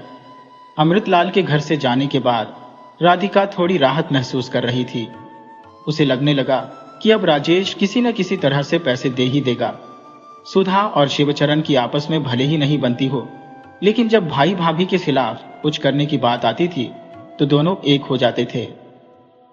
सही कहा है किसी ने, अगर किसी के सामने वाले की बुराई करनी हो तो वो जरूर बोलेगा कि आपने सिर ऊंचा कर लिया, लेकिन कोई भलमनसाहत का तमगा नहीं देगा। यह सोचकर कि पति ने कमाना बंद कर दिया है, राधा ने रामचरण के सामने सब कुछ भुलाकर अपनी जगह समझकर ही अपना जीवन जिया। एक दिन जब रामचरण दुकान नहीं गए थे तो राजेश घर आया। उसके हाथ में एक थैली थी। उसने थैली रामचरण के हाथ में थमा दी और कुछ नाराजगी से बोला, ये लो, 60,000 रुपए हैं। अब 1,20,000 हो गए हैं। बाकी के 3,80,000 भी मैं लौटा दूंगा। लेकिन याद रखना, जिस तरह से आपने अपने साले के सामने मुझे नीचा दिखाया वो मैं नहीं भूलूंगा। और हाँ भैया, इसके बाद आपकी श्रीमती जी से मुझे कोई बात नहीं करनी है। राजेश का गुस्सा साफ छलक रहा था और राधिका को दुख हुआ। जब वो शादी करके आई थी तब राजेश छोटा सा था और आज वह इस तरह से उनके सामने खड़ा था। रामचरण ने बिना कुछ कहे पैसे गिने और फिर उन्हें अलमारी में रख दिया। साथ ही उनके मन में कुछ योजना चल रही थी। सुबह होते ही उन्होंने इंजीनियर को फोन किया और नक्शे बनवाने की बात की। छोटे से घर को बनाने की योजना बनने लगी थी। रामचरण की आंखों में नए घर के सपने साफ दिखाई दे रहे थे। नक्शा पास हो गया और घर बनना शुरू हो गया, लेकिन जल्द ही पैसों की कमी महसूस होने लगी। राजेश को संदेश भिजवाया गया और आश्चर्यजनक रूप से उसने 40,000 रुपये भेज दिए। काम आगे बढ़ने लगा। दीवारें खड़ी हो गईं और फिर से 40,000 रुपये मंगाए गए। अब घर की छत डालने की बारी थी, लेकिन राधिका चिंतित थी कि कितना सीमेंट और लोहा लगेगा। इस चिंता में वह दिन रात घुलती रही। जब घर की छत डाली गई तो राधिका और रामचरण को अपार खुशी हुई। ईशा और बच्चे भी खुशी में आपस में बातें कर रहे थे। राधिका ने अपने भाइयों को भी सूचित किया, जो बहुत खुश हुए। पड़ोस की शांता मिलने आई और बोली, भाभी जाओगे? पास में वीणा और राजेश भी जा रहे हैं, सुना है उनका भी घर बन गया है। राधिका एकदम से चौंक गई। क्या बोल रही हो? हमें तो कुछ नहीं पता। शांता बोली, हाँ भाभी, मैं सच कह रही हूँ। राजेश ने सबको बताया है कि वो जल्दी ही मोहल्ला छोड़ रहे हैं। राधिका का मन किसी काम में नहीं लग रहा था। रात को उसने बच्चों की तरह सब कुछ रामचरण को बता दिया। रामचरण बोले, ठीक है, मैं जाकर पूछता हूँ। नहीं, आप हुआ तो नहीं है? रामचरण घर आए तो उनके चेहरे पर गहरी शांति थी। राधिका से उन्होंने कहा, तुम बेकार की चिंता छोड़ो और आराम से बैठो। देखो, मैंने सारा नया सामान जुटाया है। राधिका ने उन पर भरोसे भरी नजरों से देखा, लेकिन दिल में कहीं एक शक का बीज था। रामचरण ने कहा, अरे यकीन करो, वो हमारा अपना खून है। थोड़ा बहक गया था, पर बुरा नहीं है दिल से। राधिका ने मुस्कुराने की कोशिश की, लेकिन मन में संदेह बना रहा। कुछ ही दिन बीते थे कि अचानक ईशा बाहर से दौड़ती हुई आई। उसे देखकर राधिका घबरा गई। क्या हुआ बेटा, इतनी तेजी से क्यों भाग रही हो? ईशा को गले से लगाते हुए राधिका ने पूछा। क्या हुआ, बताओ तो सही। ईशा ने कहा, माँ आपको पता है, अंकल चले गए। राधिका चौंकी। कौन से अंकल? ईशा बोली, वो पास वाले, राजेश अंकल। घर में ताला लगा हुआ है। राधिका ने समझाने की कोशिश की। बेटा, हो सकता है कहीं गए हों, वापस आ जाएंगे, इसमें डरने की क्या बात है? लेकिन ईशा ने जिद की। नहीं माँ, 3 दिन हो गए हैं, किसी को बताया भी नहीं, रातों रात चले गए। यह सुनकर सुधा भी बाहर आ गई और दोनों स्त्रियां सुनकर अवाक रह गईं। राधिका को तो जैसे जमीन ही खिसक गई हो। वह समझ नहीं पा रही थी कि क्या सही है, क्या गलत। वह भागकर राजेश के घर पहुंची, जहां ताला लगा हुआ था। गेट पर किराए के लिए बोर्ड टंगा हुआ था, जिसमें मकान मालिक का नाम और नंबर लिखा था। राधिका की आंखों से आंसू बह निकले। वह समझ नहीं पा रही थी कि अब क्या करे। विश्वास टूट चुका था। कुछ लाख रुपए के लिए राजेश ने अपने ही घर को छोड़ दिया, अपने खून के रिश्तों को भी नहीं बताया। राधिका चुपचाप पलंग पर गिर पड़ी और आज आंसुओं ने भी उसका साथ छोड़ दिया। आंखें सूख चुकी थी। छत की ओर देखते हुए वह चुपचाप लेटी रही। बच्चे रो रहे थे। दोनों बेटे अपनी मां के पास खड़े थे। ईशा पानी लाई और सुधा और शिवचरण दूसरे कमरे में राजेश की निंदा कर रहे थे। रामचरण को दुकान से बुलाया गया। राधिका मानसिक दबाव में फूट फूट कर रो पड़ी। स्थिति इतनी बिगड़ गई कि उसे संभालना मुश्किल हो गया। रामचरण ने सोचा कि इससे पहले की हालत और बिगड़े, उसे अस्पताल ले जाना चाहिए। वहां डॉक्टर ने बताया कि उसका शुगर लेवल और ब्लड प्रेशर दोनों बढ़ गए हैं। उसे अस्पताल में भर्ती करना पड़ा। डॉक्टरों ने जांच के बाद बताया कि उसकी दोनों किडनियों में थोड़ी थोड़ी क्षति हो चुकी है और एक में पत्थरी भी दिख रही है। लेप्रोस्कोपी का कोई विकल्प नहीं था, इसलिए सर्जरी करनी पड़नी थी। सर्जरी के लिए 2 से 3 लाख रुपए की जरूरत थी, लेकिन रामचरण की किराने की दुकान से इतना पैसा जुटाना मुश्किल था। उधर राजेश अपनी नई सफलता पर खुश था। वह अपने परिवार के साथ एक नए और बड़े घर में बस गया था और बच्चों को अच्छे स्कूल में दाखिला मिल गया था। उसने अपना ट्रांसपोर्ट का बिजनेस शुरू कर दिया था और सब कुछ अच्छा चल रहा था। राधिका का पैसा उसके लिए फायदेमंद साबित हुआ था। उसने किसी से कोई रिश्ता नहीं रखा और अब वह एक नई जिंदगी जी रहा था। इस बीच राधिका की हालत बिगड़ती जा रही थी। वह खाना नहीं खा पा रही थी, भूख मर गई थी और कमजोरी बढ़ गई थी। रामचरण परेशान थे, लेकिन सर्जरी के लिए पैसे जुटाना उनके लिए बड़ा संकट था। उन्होंने कभी सोचा भी नहीं था कि ऐसा समय आएगा जब पैसों की इतनी कमी होगी। जो धन जमा किया था वह 2 घरों में बंट गया। बचत की कोई उम्मीद नहीं रही और जेवरात के नाम पर राधिका के पास केवल 2 चूड़ियां और बलिया की एक अंगूठी ही थी। शिवचरण और रामचरण ने मिलकर सलाह मशविरा किया और फैसला किया कि घर पर लोन ले लिया जाए। दोनों भाइयों ने मिलकर प्रॉपर्टी ब्रोकर से संपर्क किया और एक ऐसा घर खोज निकाला जिसकी छत को सुधारने की जरूरत थी। जल्दी जल्दी सौदा पूरा हुआ और लागत और प्लान मिलाकर अच्छी खासी राशि हाथ में आई। राधिका को इन सब की जानकारी नहीं थी। वह अपनी ही समस्याओं में उलझी हुई थी। दूसरों के दुखों में सहारा देने वाली वह खुद मुश्किल में थी। उसकी किडनी का दर्द बहुत बढ़ गया था और ईशा उसकी मदद कर रही थी। बेटे यश और श्री भी खुश थे कि माँ ठीक हो जाएगी और घर में खुशियां लौट आएंगी। जब पैसे हाथ में आए तो रामचरण ने कुछ पैसे अलग रख दिए। सर्जरी की तारीख पास आ रही थी। रामचरण ने राधिका को तैयार किया और सर्जरी के बाद डॉक्टर ने बताया कि स्टोन बहुत बड़ा था। राधिका बेहोश थी और रामचरण बेचारे चुपचाप उसे देख रहे थे।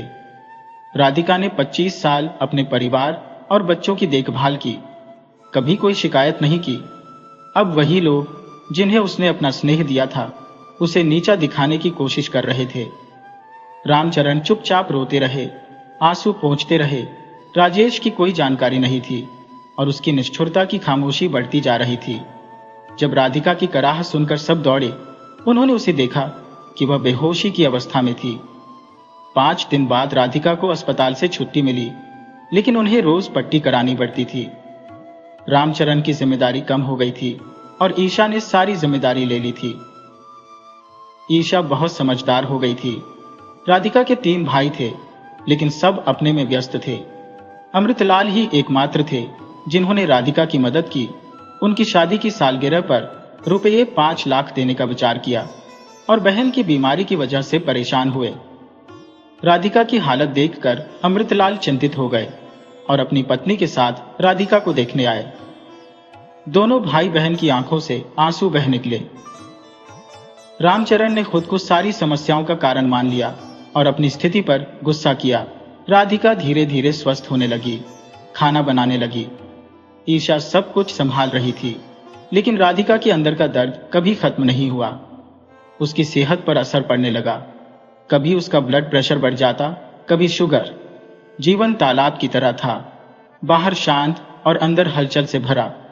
उधर राजेश की जिंदगी सुखमय हो गई थी। ट्रांसपोर्ट का व्यवसाय सफल हो रहा था और बच्चों को अच्छे स्कूल मिल गए थे। राजेश ने सब कुछ भुला दिया था और अपनी नई जिंदगी जी रहा था।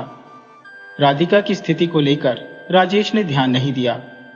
एक दिन राधिका के पेट में फिर से भयंकर दर्द हुआ। अस्पताल में फिर से सारे टेस्ट किए गए और पता चला कि किडनी में फिर से स्टोन हो गया है। दूसरी किडनी में भी बहुत खराबी थी। इलाज चल रहा था, लेकिन शरीर इतना कमजोर हो चुका था कि डायलिसिस भी नहीं हो पा रही थी। पहली किडनी में जिसमें स्टोन निकाला गया था, फंगल इन्फेक्शन हो गया था। कुल मिलाकर स्थिति गंभीर थी। जब यह खबर राजेश तक पहुंची तो उसने सुनकर भूलने की कोशिश की। ऊपर वाले के खेल कितने विचित्र है। सभी की दुआएं इस आशा के साथ थी कि राधिका ठीक होकर घर लौटे। ईशा, सुयश और श्री, जो स्वयं भी रामचरण जी की उदासी और अवसाद से ग्रस्त थे, सबने मिलकर साहसिक प्रयास किए। उनकी जीवनधारा अब घर, अस्पताल और दुकान के बीच बह रही थी। डॉक्टर ने रामचरण को स्पष्ट कर दिया था कि राधिका की स्थिति अत्यंत गंभीर है। उसकी बॉडी किसी और की किडनी को स्वीकार नहीं कर सकती, क्योंकि वह अत्यंत कमजोर हो चुकी थी। दोनों किडनियां तेजी से क्षति की ओर बढ़ रही थी। ईशा और दोनों भाइयों को इस विकट स्थिति की जानकारी नहीं थी। रामचरण अकेले इस विशाल बोझ को अपने दिल में छुपाए हुए थे।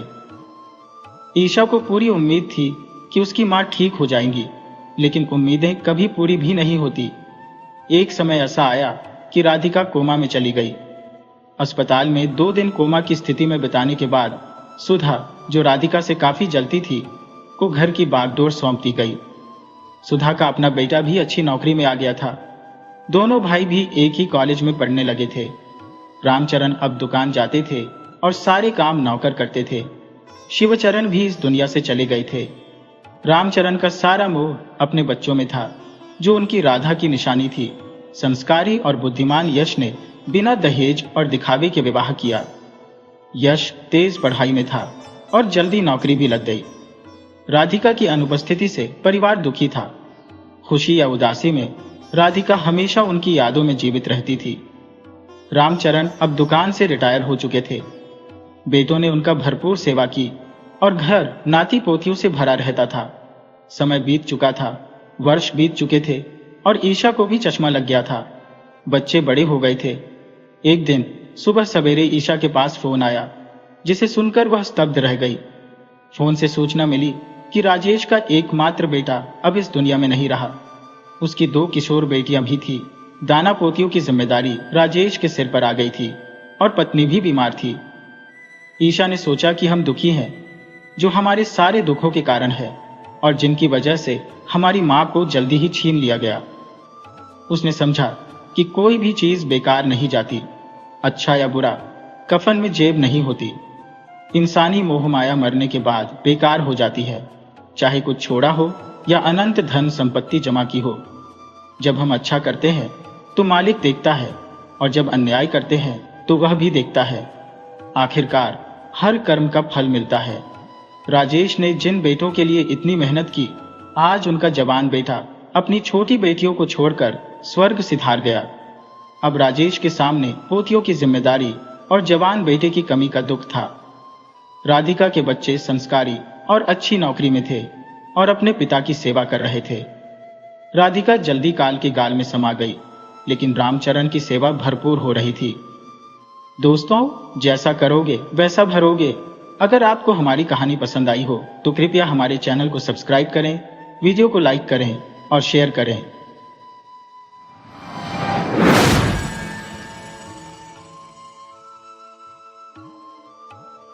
बहुत समय पहले की बात है।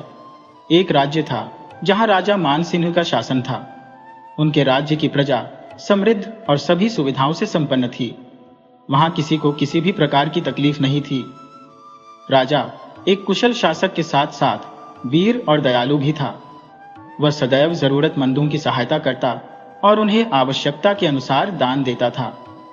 राजा मानसिंह की 7 रानियां थी, लेकिन केवल बड़ी रानी कलावती से उन्हें एक पुत्र प्राप्त हुआ था। इसी कारण रानी कलावती को महारानी का दर्जा मिला और उनके पुत्र राजकुमार वीरेंद्र प्रताप को युवराज घोषित किया गया। राजकुमार वीरेंद्र अपने पिता की तरह ही बुद्धिमान था।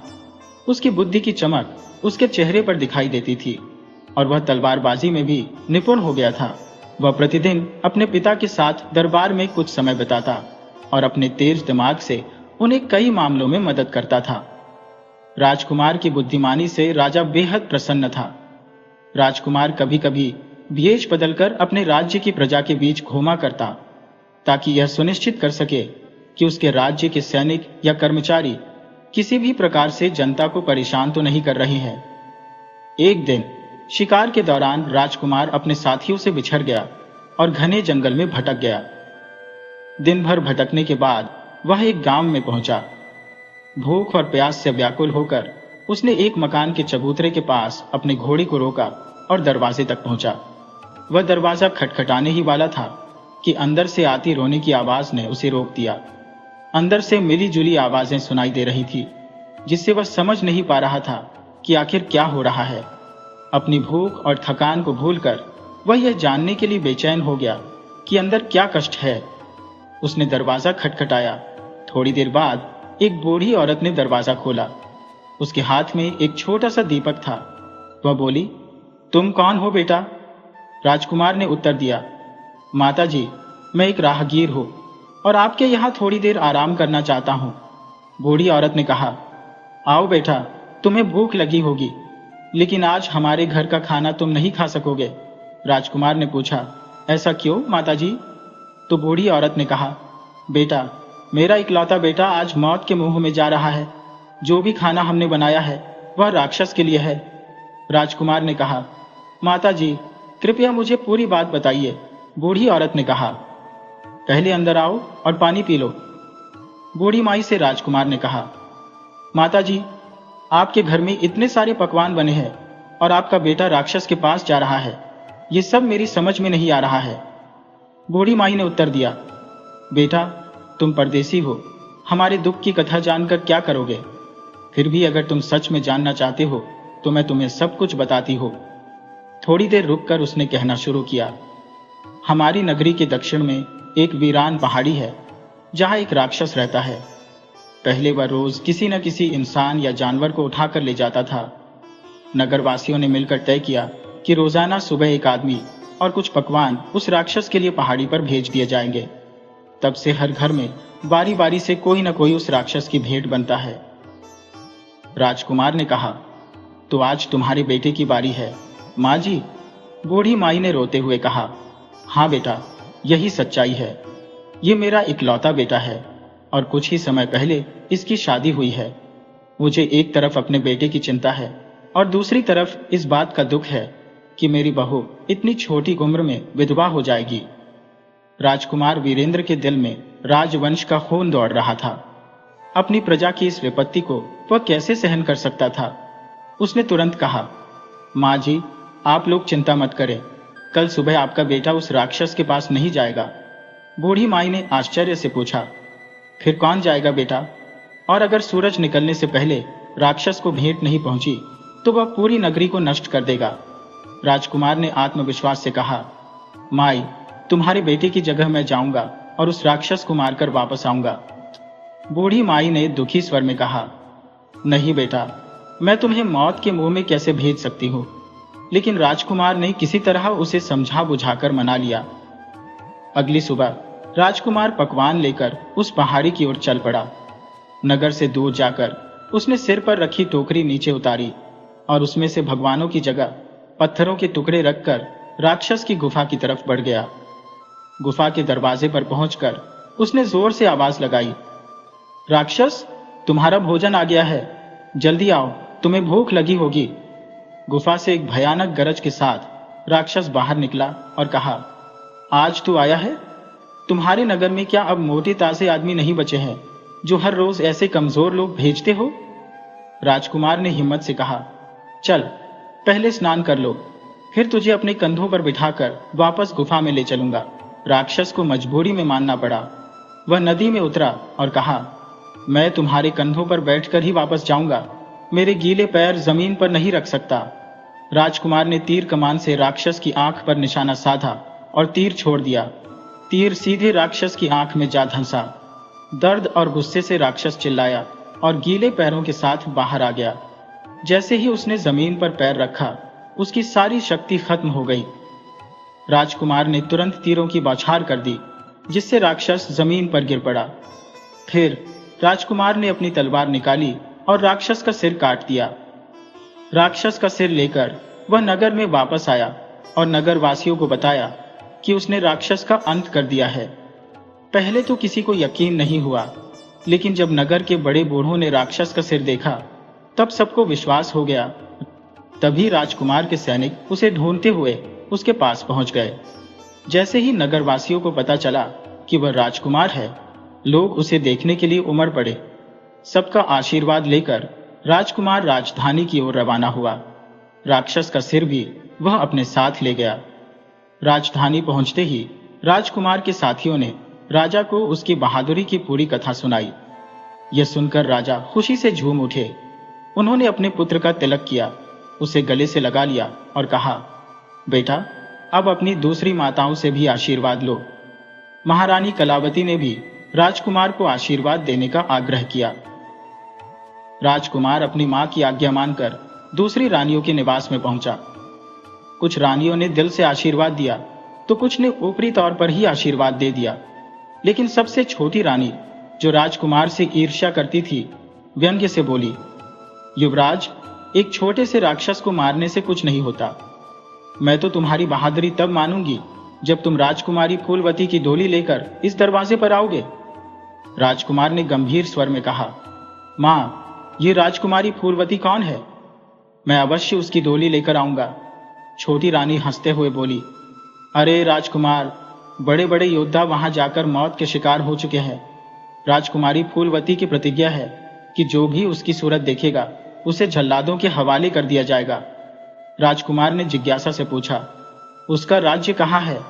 रानी ने उत्तर दिया, यहाँ से पूर्व दिशा में एक बड़ा राज्य है जहाँ रूपनगर नामक राजधानी है।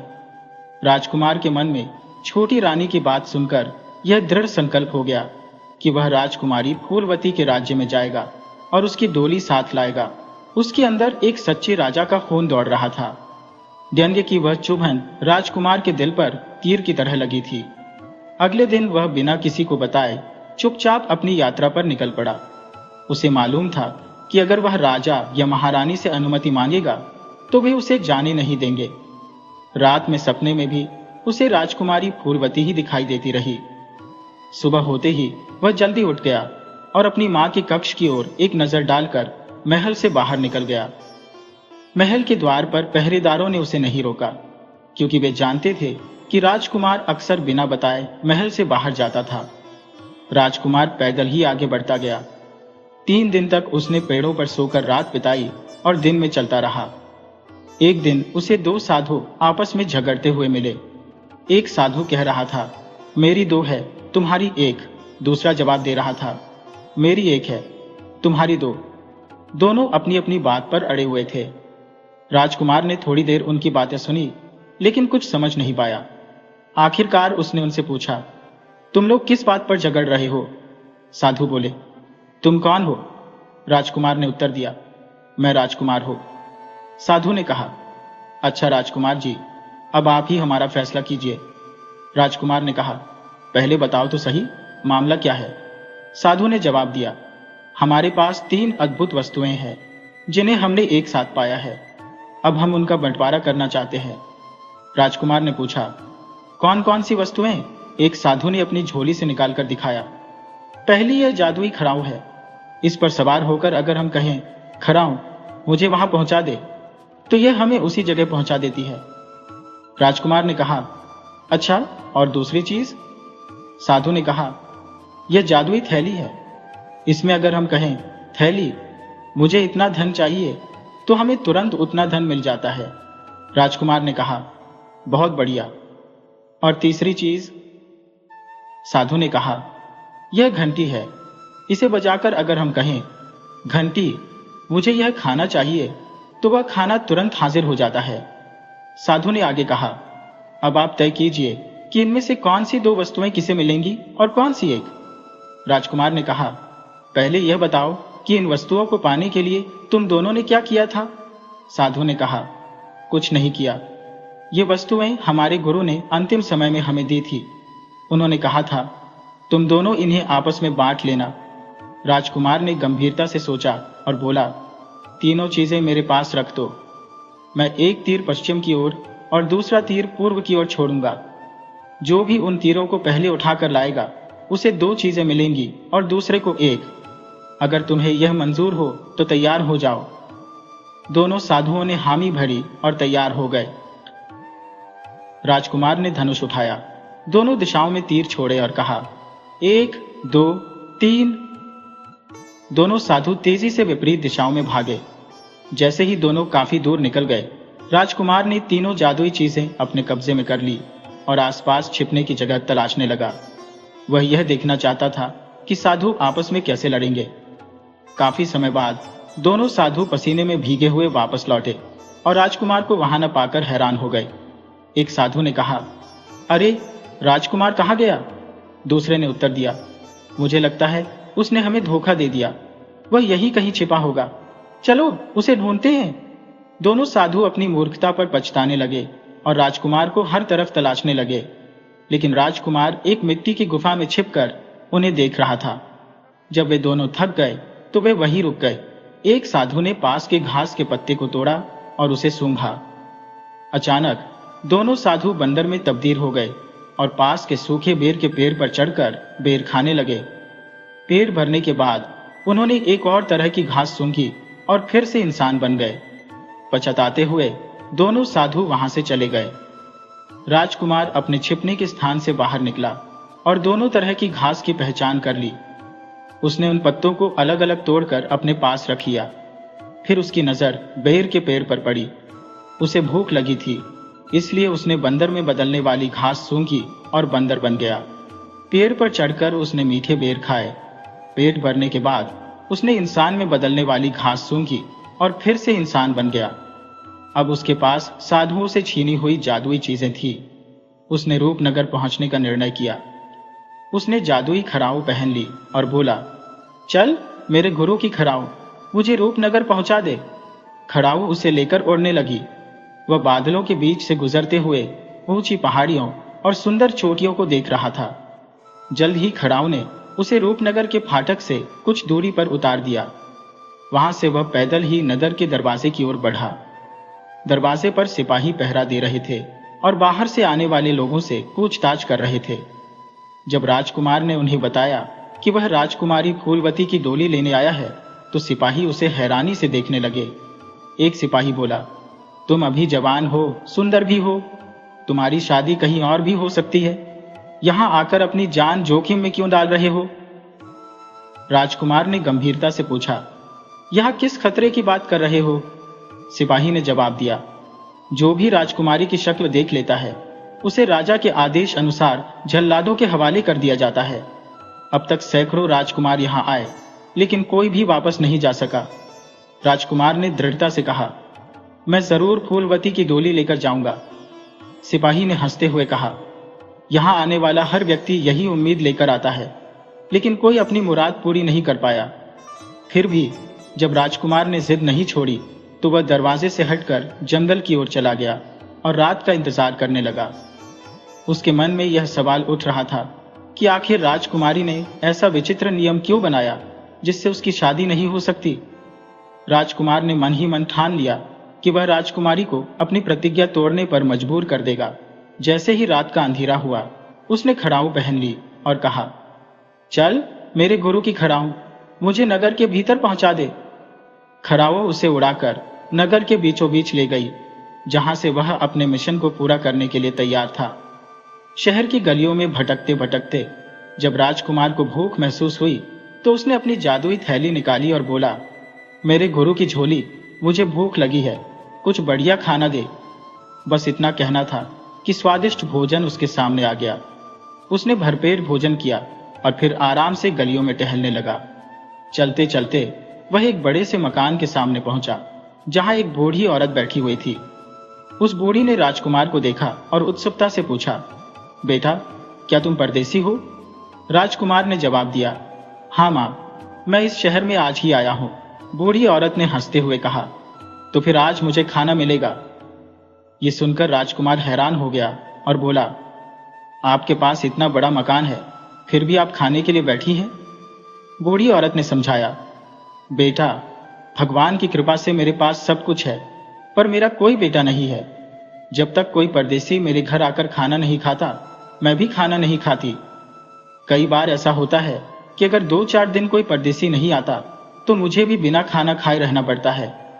राजकुमार ने कहा, तो फिर मैं कुछ दिन आपके पास रुकूंगा ताकि आपको खाना खाने को मिले। बूढ़ी औरत ने उसे प्यार से बुलाया और कहा, पहले हाथ मुंह धो लो और थोड़ा खाना खा लो। भले ही राजकुमार की भूख मिट चुकी थी, पर बूढ़ी औरत का प्रेम देखकर उसने थोड़ा सा खाना खा लिया। फिर उसने राजकुमार के लिए पास ही एक बिस्तर लगाया और बोली, बेटा, तुम कहां से आए हो और कहां जाने का इरादा है? राजकुमार ने जवाब दिया, मां, मैं राजकुमारी फूलमती से विवाह करने आया हूं और जब तक मैं उसकी शर्त नहीं तोड़ूंगा तब तक आपके पास ही रुकूंगा। बूढ़ी ने दुखी होकर कहा, अरे बेटा, उस दुष्ट राजकुमारी को भूल जाओ, उसने अब तक सैकड़ों राजकुमारों की जान ले ली है। राजकुमार ने शांत स्वर में कहा, मां, चिंता मत करो, मैं उसकी डोली लेकर ही जाऊंगा। बूढ़ी ने उसे काफी समझाने की कोशिश की, पर राजकुमार के अडिग निश्चय को देख वह चुप हो गई। रात के अंधेरे में जब बूढ़ी गहरी नींद में सो गई, राजकुमार धीरे से उठा। मकान के आंगन में जाकर उसने अपनी जादुई खड़ाऊ पहनी और बोला, चल मेरे गुरु की खड़ाऊ, मुझे राजकुमारी फूलमती के सोने के कमरे में पहुंचा दे। खड़ाऊ ने उसे उड़ाते हुए राजमहल के ऊपर पहुंचा दिया, जहां राजकुमारी का कक्ष भी था। महल के चारों ओर तलवारें लिए पहरेदार घूम रहे थे, पर राजकुमार आसमान से सीधे नीचे उतर रहा था, इसलिए किसी की नजर उस पर नहीं पड़ी। राजकुमारी के कमरे की खिड़की खुली हुई थी। अंदर पलंग पर राजकुमारी गहरी नींद में सो रही थी। उसकी सुंदरता देखकर राजकुमार मंत्रमुग्ध हो गया। वह बहुत देर तक बस उसे देखता रहा, जैसे कोई जादू की छड़ी उसे बांधे रखे हो। राजकुमार ने धीरे से राजकुमारी का सुनहरा रुमाल उठाया और अपनी जेब में रख लिया। उसकी जगह अपना रुमाल रख दिया। रुमाल के अंदर एक चिट्ठी भी रखी, जिसमें लिखा था, मेरी प्यारी राजकुमारी, मैंने तुम्हारे दर्शन कर लिए हैं। अपनी प्रतिज्ञा के अनुसार तुम मुझे जल्लादों के हवाले कर सकती हो, पर तुम मुझे खोज नहीं पाओगी। मैं कल फिर आऊंगा तुम्हारे लिए गहने और सुहाग का सामान लेकर। तुम्हारा अपना राजकुमार। इसके बाद राजकुमार अपनी खड़ाऊ पहनकर वापस बूढ़ी के मकान में लौट आया और सो गया। सुबह जब राजकुमारी उठी तो उसने देखा कि उसके रुमाल की जगह किसी और का रुमाल पड़ा हुआ है। यह देखकर वह दंग रह गई। राजकुमार की चिट्ठी पढ़ते ही वह क्रोधित हो उठी। पूरे महल में अफरा तफरी मच गई। पहरेदारों को कैद कर लिया गया और पूरे राज्य में उस राजकुमार की तलाश शुरू हो गई। खबर बिजली की तरह पूरे नगर में फैल गई। रात को राजकुमारी के महल पर सख्त पहरा बैठा दिया गया। उधर बुढ़िया ने राजकुमार को जगाया और कहा, बेटा सुनो, कोई आदमी रात को राजकुमारी के कमरे में जाकर उसका रुमाल बदल आया है। राजकुमार ने चुपचाप बुढ़िया की बात सुनी और शाम तक कहीं न जाने का फैसला किया। जैसे ही रात हुई और बुढ़िया सो गई, राजकुमार ने फिर से अपनी खड़ाऊं पहनी और उड़कर राजकुमारी के महल में पहुंच गया। पहरेदारों को बिल्कुल भी भनक नहीं थी कि जिसे पकड़ने के लिए वे इतना सख्त पहरा दे रहे हैं वह पहले ही महल के भीतर दाखिल हो चुका है। राजकुमारी ने खुद अपने कमरे के चारों ओर पहरे का इंतजाम देखा और कुछ संतुष्ट होकर सो गई।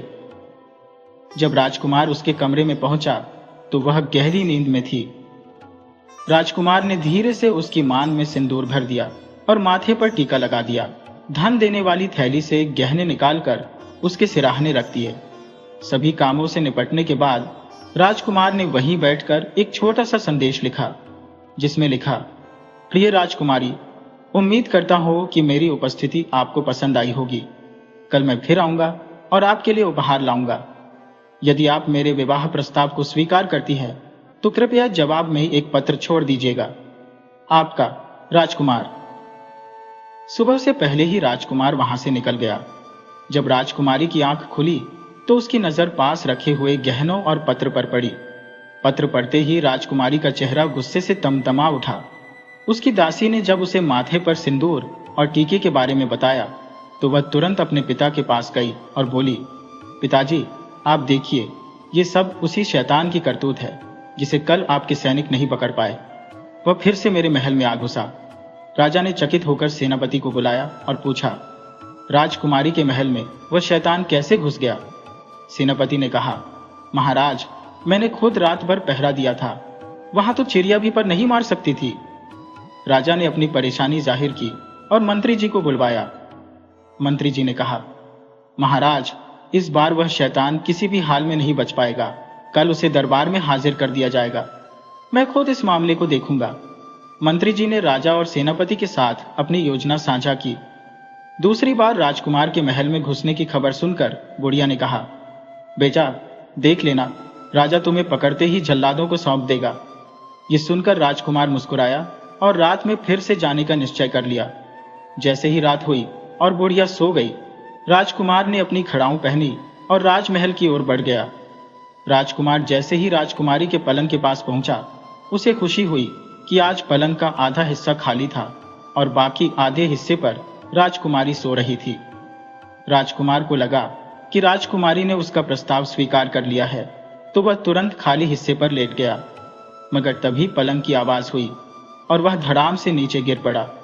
नीचे एक गहरा गड्ढा खोदा गया था जिसमें वह फंस गया।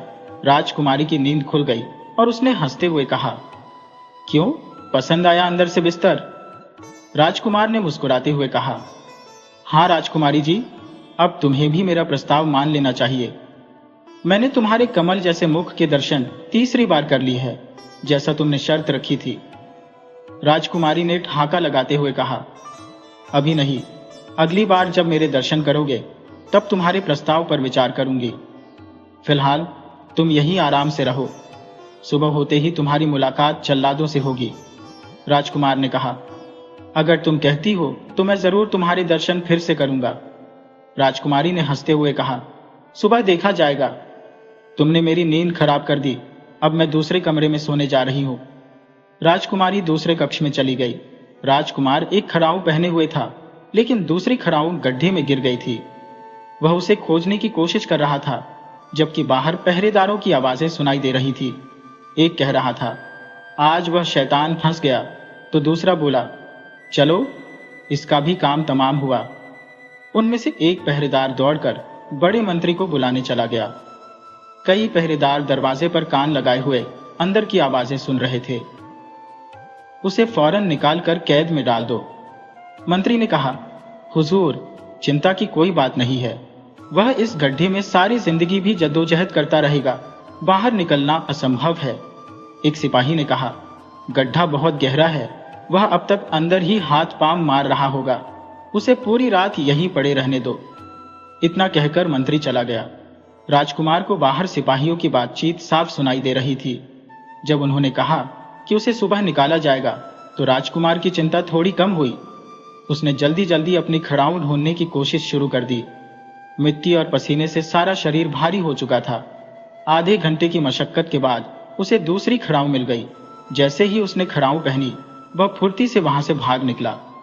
राजकुमार बुढ़िया के घर पहुंचा, कपड़े उतारकर नहाया और चुपचाप जाकर सो गया। सुबह उठते ही उसने वे कपड़े बुढ़िया से धुलवाने के लिए धोबी के पास भिजवा दिए। उधर जब सिपाही सुबह गड्ढे के पास पहुंचे तो उसे खाली देखकर घबरा गए। खबर फौरन राजा तक पहुंची। राजा ने मंत्री जी को बुलाकर कहा, मंत्री जी, वह शैतान आपके जाल से भी निकल भागा। मंत्री जी ने कहा, महाराज, फिक्र की कोई बात नहीं है, वह हमसे दूर नहीं जा पाएगा। आप आदेश दें कि जो भी व्यक्ति नीले रंग के कपड़े पहने मिले, उसे गिरफ्तार कर दरबार में पेश किया जाए। राजा ने कहा, लेकिन नीले कपड़े तो कई लोग पहनते होंगे। मंत्री जी ने समझाया, महाराज, लेकिन उस शैतान के कपड़े में नीला रंग ज्यादा होगा। राजा ने तुरंत यह आदेश कोतवाल को दिया।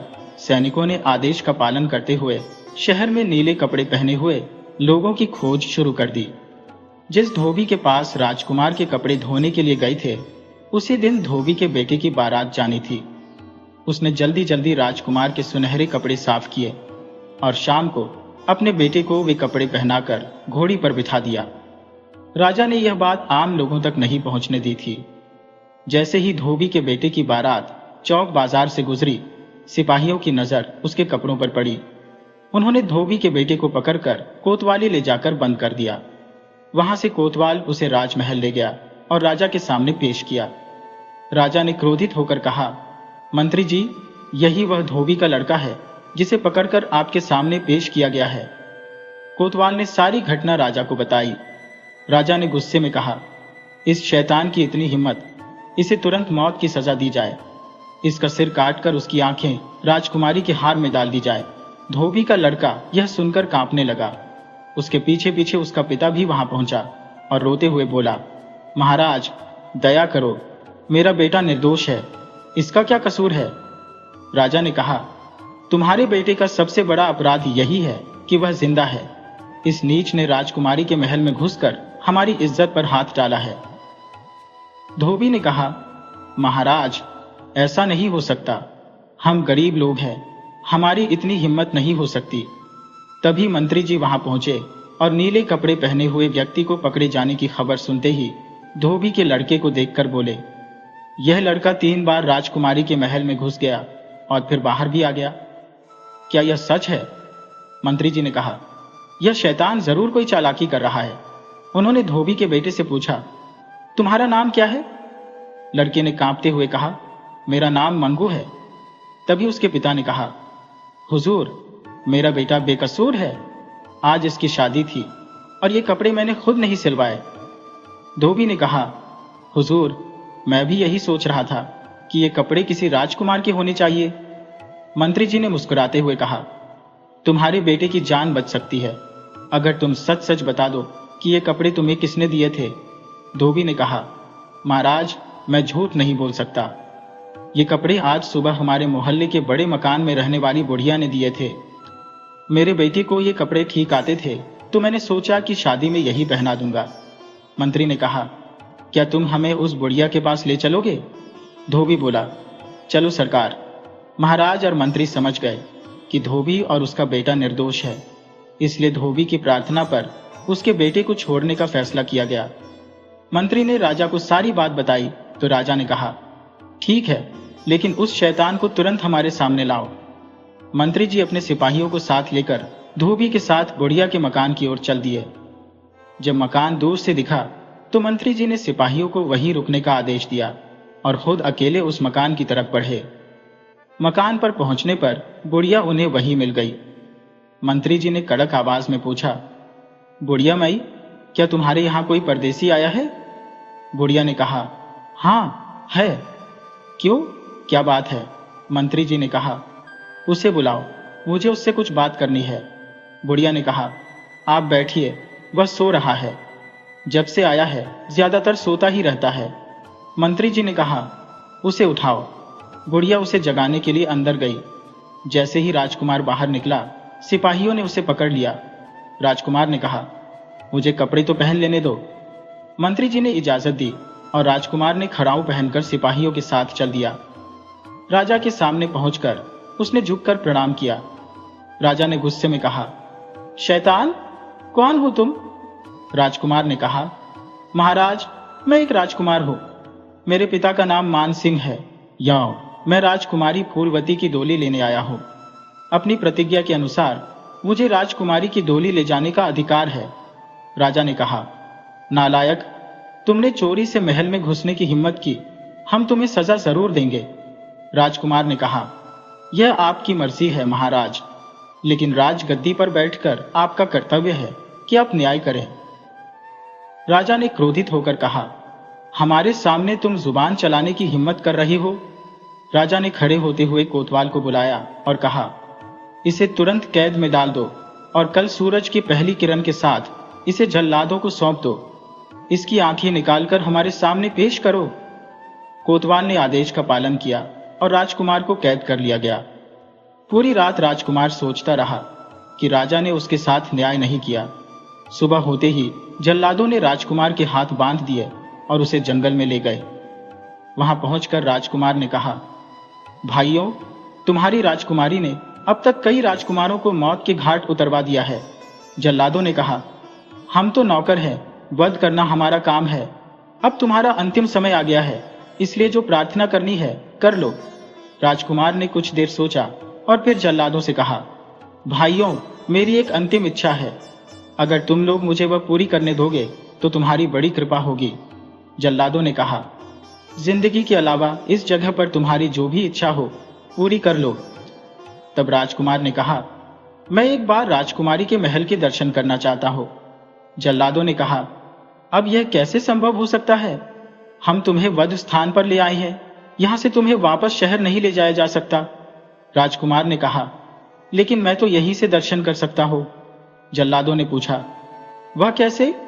राजकुमार ने पास खड़े बरगद के पेड़ की ओर इशारा करते हुए कहा, उस पेड़ की चोटी पर चढ़कर। जल्लादों ने एक दूसरे को देखा। उनकी विशालकाय काया के सामने राजकुमार दुबला पतला था।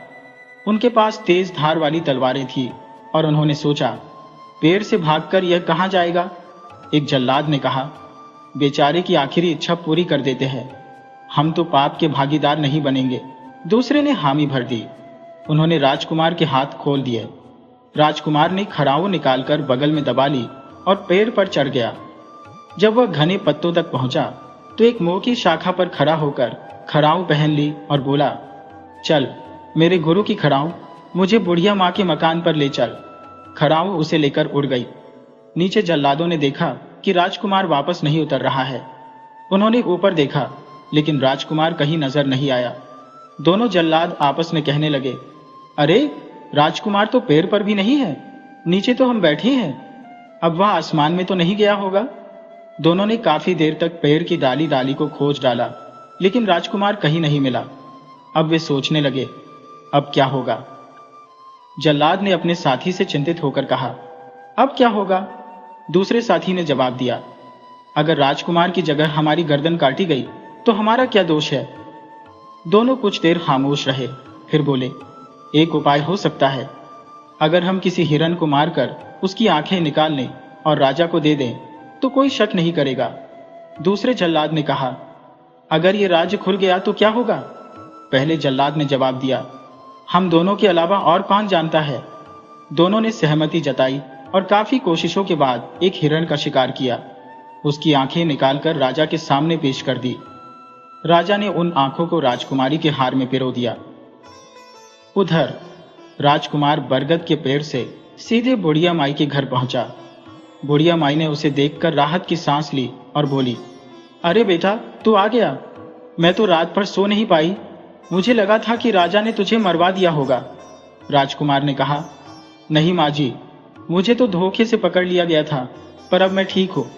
बुढ़िया माई ने सलाह दी, अब तुम अपने देश लौट जाओ बेटा। लेकिन राजकुमार ने कहा, नहीं माँ जी, मैं कुछ दिन और आपके पास रहूंगा। वह शाम तक आराम से सोता रहा और रात को खाना खाकर सोने के बाद राजकुमारी का घमंड तोड़ने की योजना बनाने लगा। आधी रात बीत जाने के बाद जब बुढ़िया माई गहरी नींद में सो गई तो राजकुमार ने धीरे से उठकर उसके पैर छुए और मन में कहा, माँ जी, अब शायद मैं आपके पास वापस नहीं आ पाऊंगा, लेकिन मैं आपको कभी नहीं भूलूंगा। इसके बाद उसने अपनी थैलियां कंधे पर लटकाई, खड़ाऊ पहनी और बोला, चल मेरे गुरु की खड़ाऊ, मुझे राजकुमारी फूलमती के पास ले चल। खड़ाऊ उसे उड़ाकर राजकुमारी के महल के पास ले गई। वहां उसने देखा कि महल के सामने केवल एक ही सिपाही पहरा दे रहा है। राजकुमार चुपके से राजकुमारी के पलंग के पास पहुंचा। राजकुमारी गहरी नींद में सो रही थी। राजकुमार ने एक पैर पलंग के एक सिरे पर रखा और दूसरा पैर दूसरे सिरे पर। फिर बोला, चल मेरे गुरु की खड़ाऊ, मुझे राजकुमारी के पलंग सहित किसी दूरस्थ टापू पर ले चल। खड़ाऊ पलंग को लेकर उड़ चली और समुद्र के बीच एक टापू पर उतर गई। राजकुमार ने राजकुमारी को जगाया। राजकुमारी हड़बड़ा कर उठी और चारों ओर पानी ही पानी देखकर चौंक गई। उसने राजकुमार से पूछा, तुम कौन हो और मैं यहां कैसे पहुंची? राजकुमार ने जवाब दिया, मैं वही राजकुमार हूं जिसे तुमने ठुकराया था और तुम्हारे पिता ने मेरे साथ न्याय नहीं किया। अब मैं तुम्हें यहां लेकर आया हूं। राजकुमारी ने पूछा, तुम मुझे यहां कैसे लाए? राजकुमार ने कहा, सब बताऊंगा, लेकिन पहले तुम्हें मुझसे शादी करनी होगी।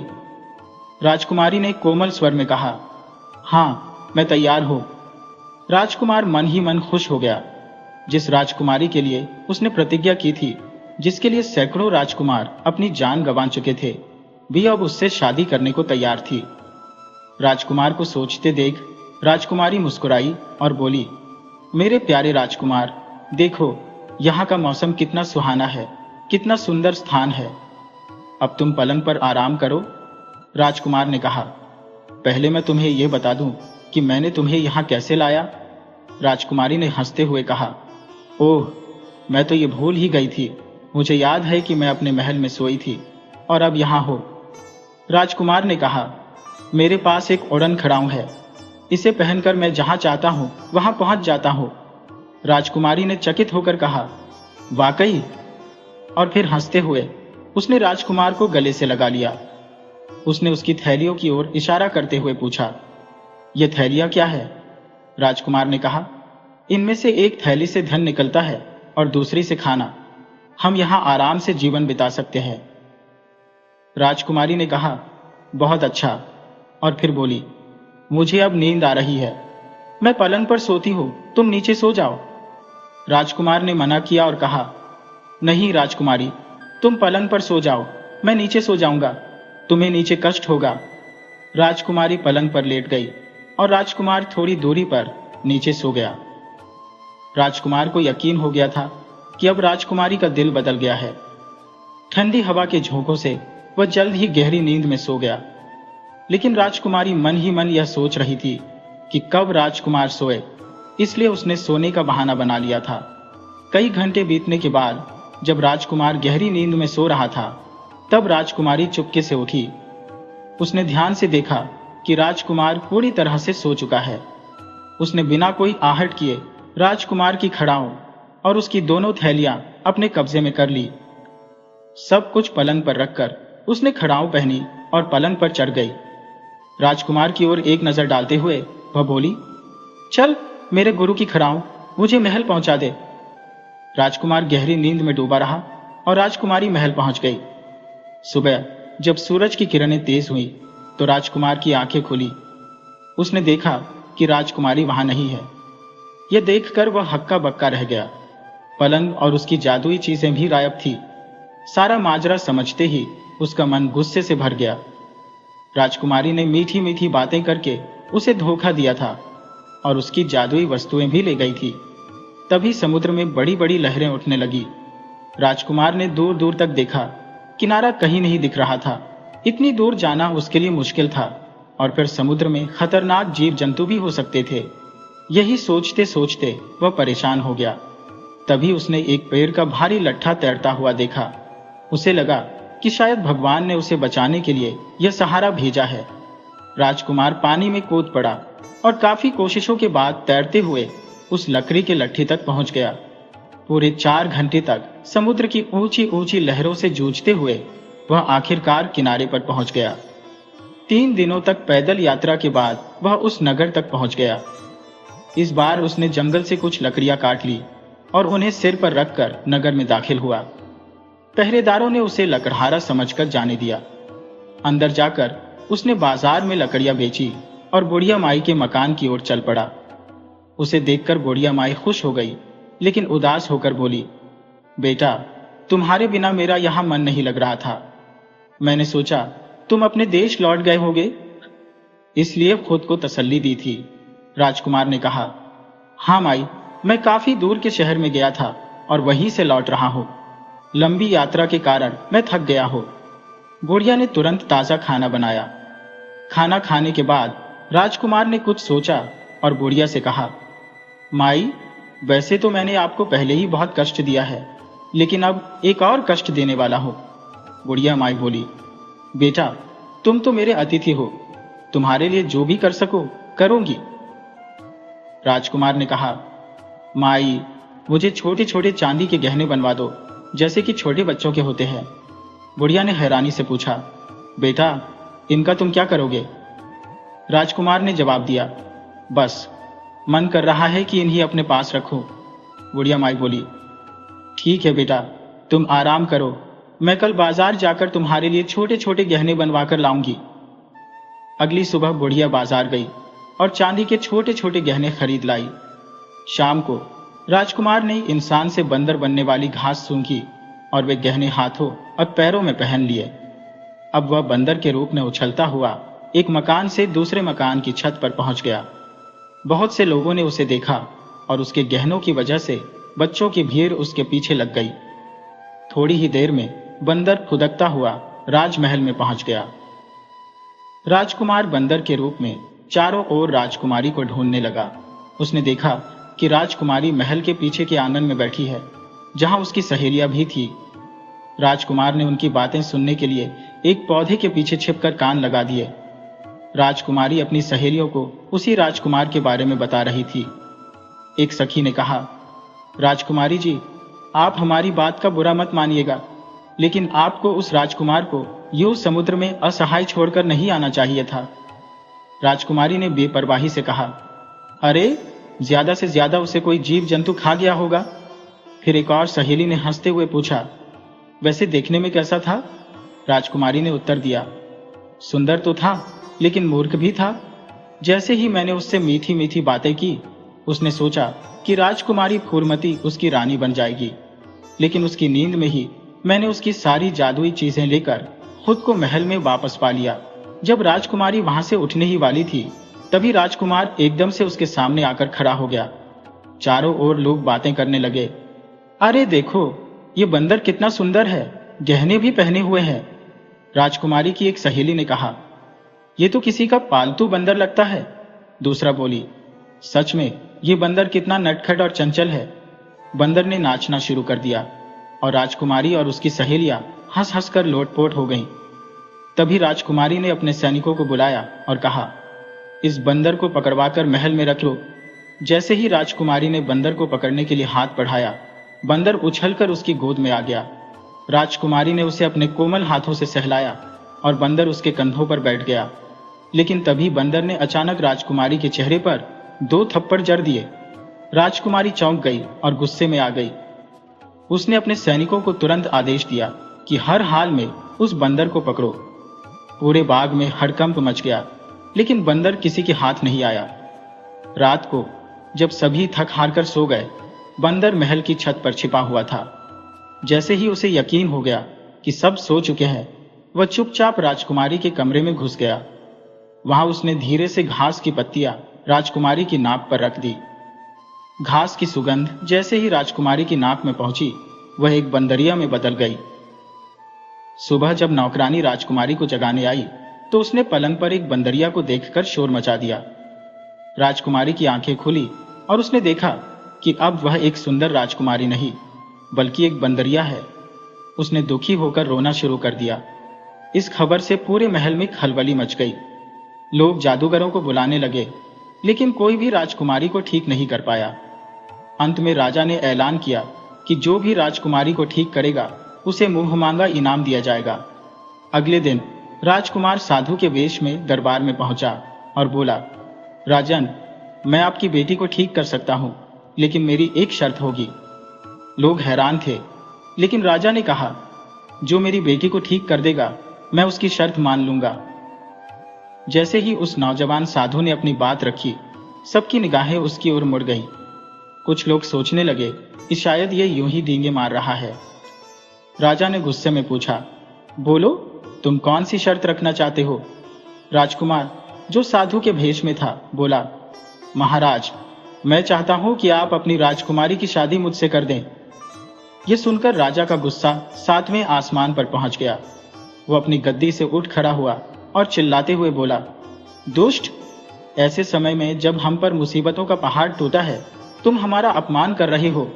साधु बने राजकुमार ने शांति से कहा, राजन, क्रोध से कुछ हासिल नहीं होगा। अगर आप अपनी बेटी की असली सूरत देखना चाहते हैं तो मेरी शर्त माननी होगी। राजा का गुस्सा और बढ़ने ही वाला था, लेकिन मंत्री ने आगे बढ़कर स्थिति को संभाला। उन्होंने राजकुमार बने साधु से कहा, साधु महाराज, क्या आप सचमुच राजकुमारी से विवाह करना चाहते हैं? लेकिन शायद आपको पता नहीं, इस राज्य के कानून के अनुसार जो भी ऐसा प्रस्ताव रखता है उसे जल्लादों के हवाले कर दिया जाता है। राजकुमार ने उत्तर दिया, मंत्री जी, मुझे सब पता है। पहले भी महाराज ने मुझे जल्लादों के हवाले किया था, पर मैं फिर भी जीवित हूं। ये कहते हुए राजकुमार ने अपना साधु वाला वेश उतार दिया।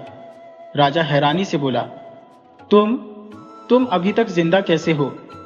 राजकुमार ने मुस्कुराते हुए कहा, महाराज, चाहे आप मुझे हजारों जल्लादों के सामने क्यों ना खड़ा कर दें, मुझे कोई नुकसान नहीं पहुंचा सकता। राजा ने सिपाहियों को हुक्म दिया, इसे कैद में डाल दो और कल सुबह इसका सिर काटा जाएगा। राजकुमार को फिर से गिरफ्तार कर लिया गया, लेकिन उसके चेहरे पर मुस्कान बनी रही। जब राजा रानी के पास पहुंचे तो उन्होंने बातचीत में राजकुमार की शर्त का भी जिक्र किया। रानी ने चिंता जताई, आपने उसे जेल में डाल दिया, लेकिन आखिरकार आपको राजकुमारी की शादी करनी ही है। हमारी बेटी अब बंदरिया बन गई है और हम उसे हमेशा के लिए कुमारी तो नहीं रख सकते। राजा ने कहा, लेकिन उस दुष्ट ने शादी की शर्त रखी है जो मुझे स्वीकार्य नहीं है। रानी ने कहा, महाराज, आप मेरी बात मान लीजिए। आखिरकार हमें अपनी बेटी की खुशी के लिए कुछ करना ही होगा। राजा ने सोचा, अच्छा, कल देखते हैं, लेकिन फिलहाल मुझे पूजन के बाद उस साधु से मिलना है। शायद उसके आशीर्वाद से हमारी बेटी ठीक हो जाए। राजा ने अपने सैन्य अधिकारियों को हुक्म दिया कि सबसे अच्छे हकीम और वैद्य को बुलाया जाए, लेकिन मामला सबकी समझ से बाहर था। रात होते ही राजकुमार ने देखा कि जेल के पहरेदार कहीं बैठे खेल रहे हैं। उसने मौके का फायदा उठाया और भागने की तरकीब सोची। उसके पास 2 प्रकार की घास थी। उसने बंदर बनने वाली घास को उंगलियों पर रगड़ा और तुरंत एक बंदर में बदल गया। फिर उसने दोनों थैलियां अपने कंधे पर टांगी और उड़ान खड़ाऊं पहनकर जेल से बाहर निकल गया। सीधा बुढ़िया के घर पहुंचकर उसने कहा, माँ, अब वह बंदरिया बन चुकी है। बुढ़िया ने स्नेह से कहा, बेटा, तेरी मुराद जरूर पूरी होगी। सुबह होते ही राजकुमार ने बढ़िया वस्त्र मंगवाए और एक घोड़ा खरीदकर राजमहल की ओर रवाना हो गया। दरबार में उस समय सब लोग मंत्रोच्चार कर रहे थे, जब अचानक राजकुमार तेज आवाज में बोला, राजन। राजकुमार के ऊंचे दर्जे के कपड़े देखकर किसी ने उसे अंदर आने से नहीं रोका। राजा और दरबारियों की निगाहें उसकी ओर मुड़ी और राजा गुस्से में अपनी जगह से उछल पड़ा। राजकुमारी, जो अब बंदरिया बन चुकी थी, एक खंभे के पास बैठी थी और उसके गले में रस्सी बंधी थी।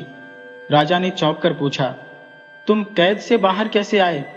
उसने सेनापति को आदेश दिया कि जाकर पता लगाओ, ये जेल से कैसे भाग निकला। राजकुमार ने शांत स्वर में कहा, राजन, मैं यहाँ अंतिम बार आया हूँ। अगर आपने अपनी जिद पर कायम रहे तो आपको अपनी खूबसूरत राजकुमारी को हमेशा के लिए इस रूप में देखना पड़ेगा। दरबार में सब हतप्रभ रह गए।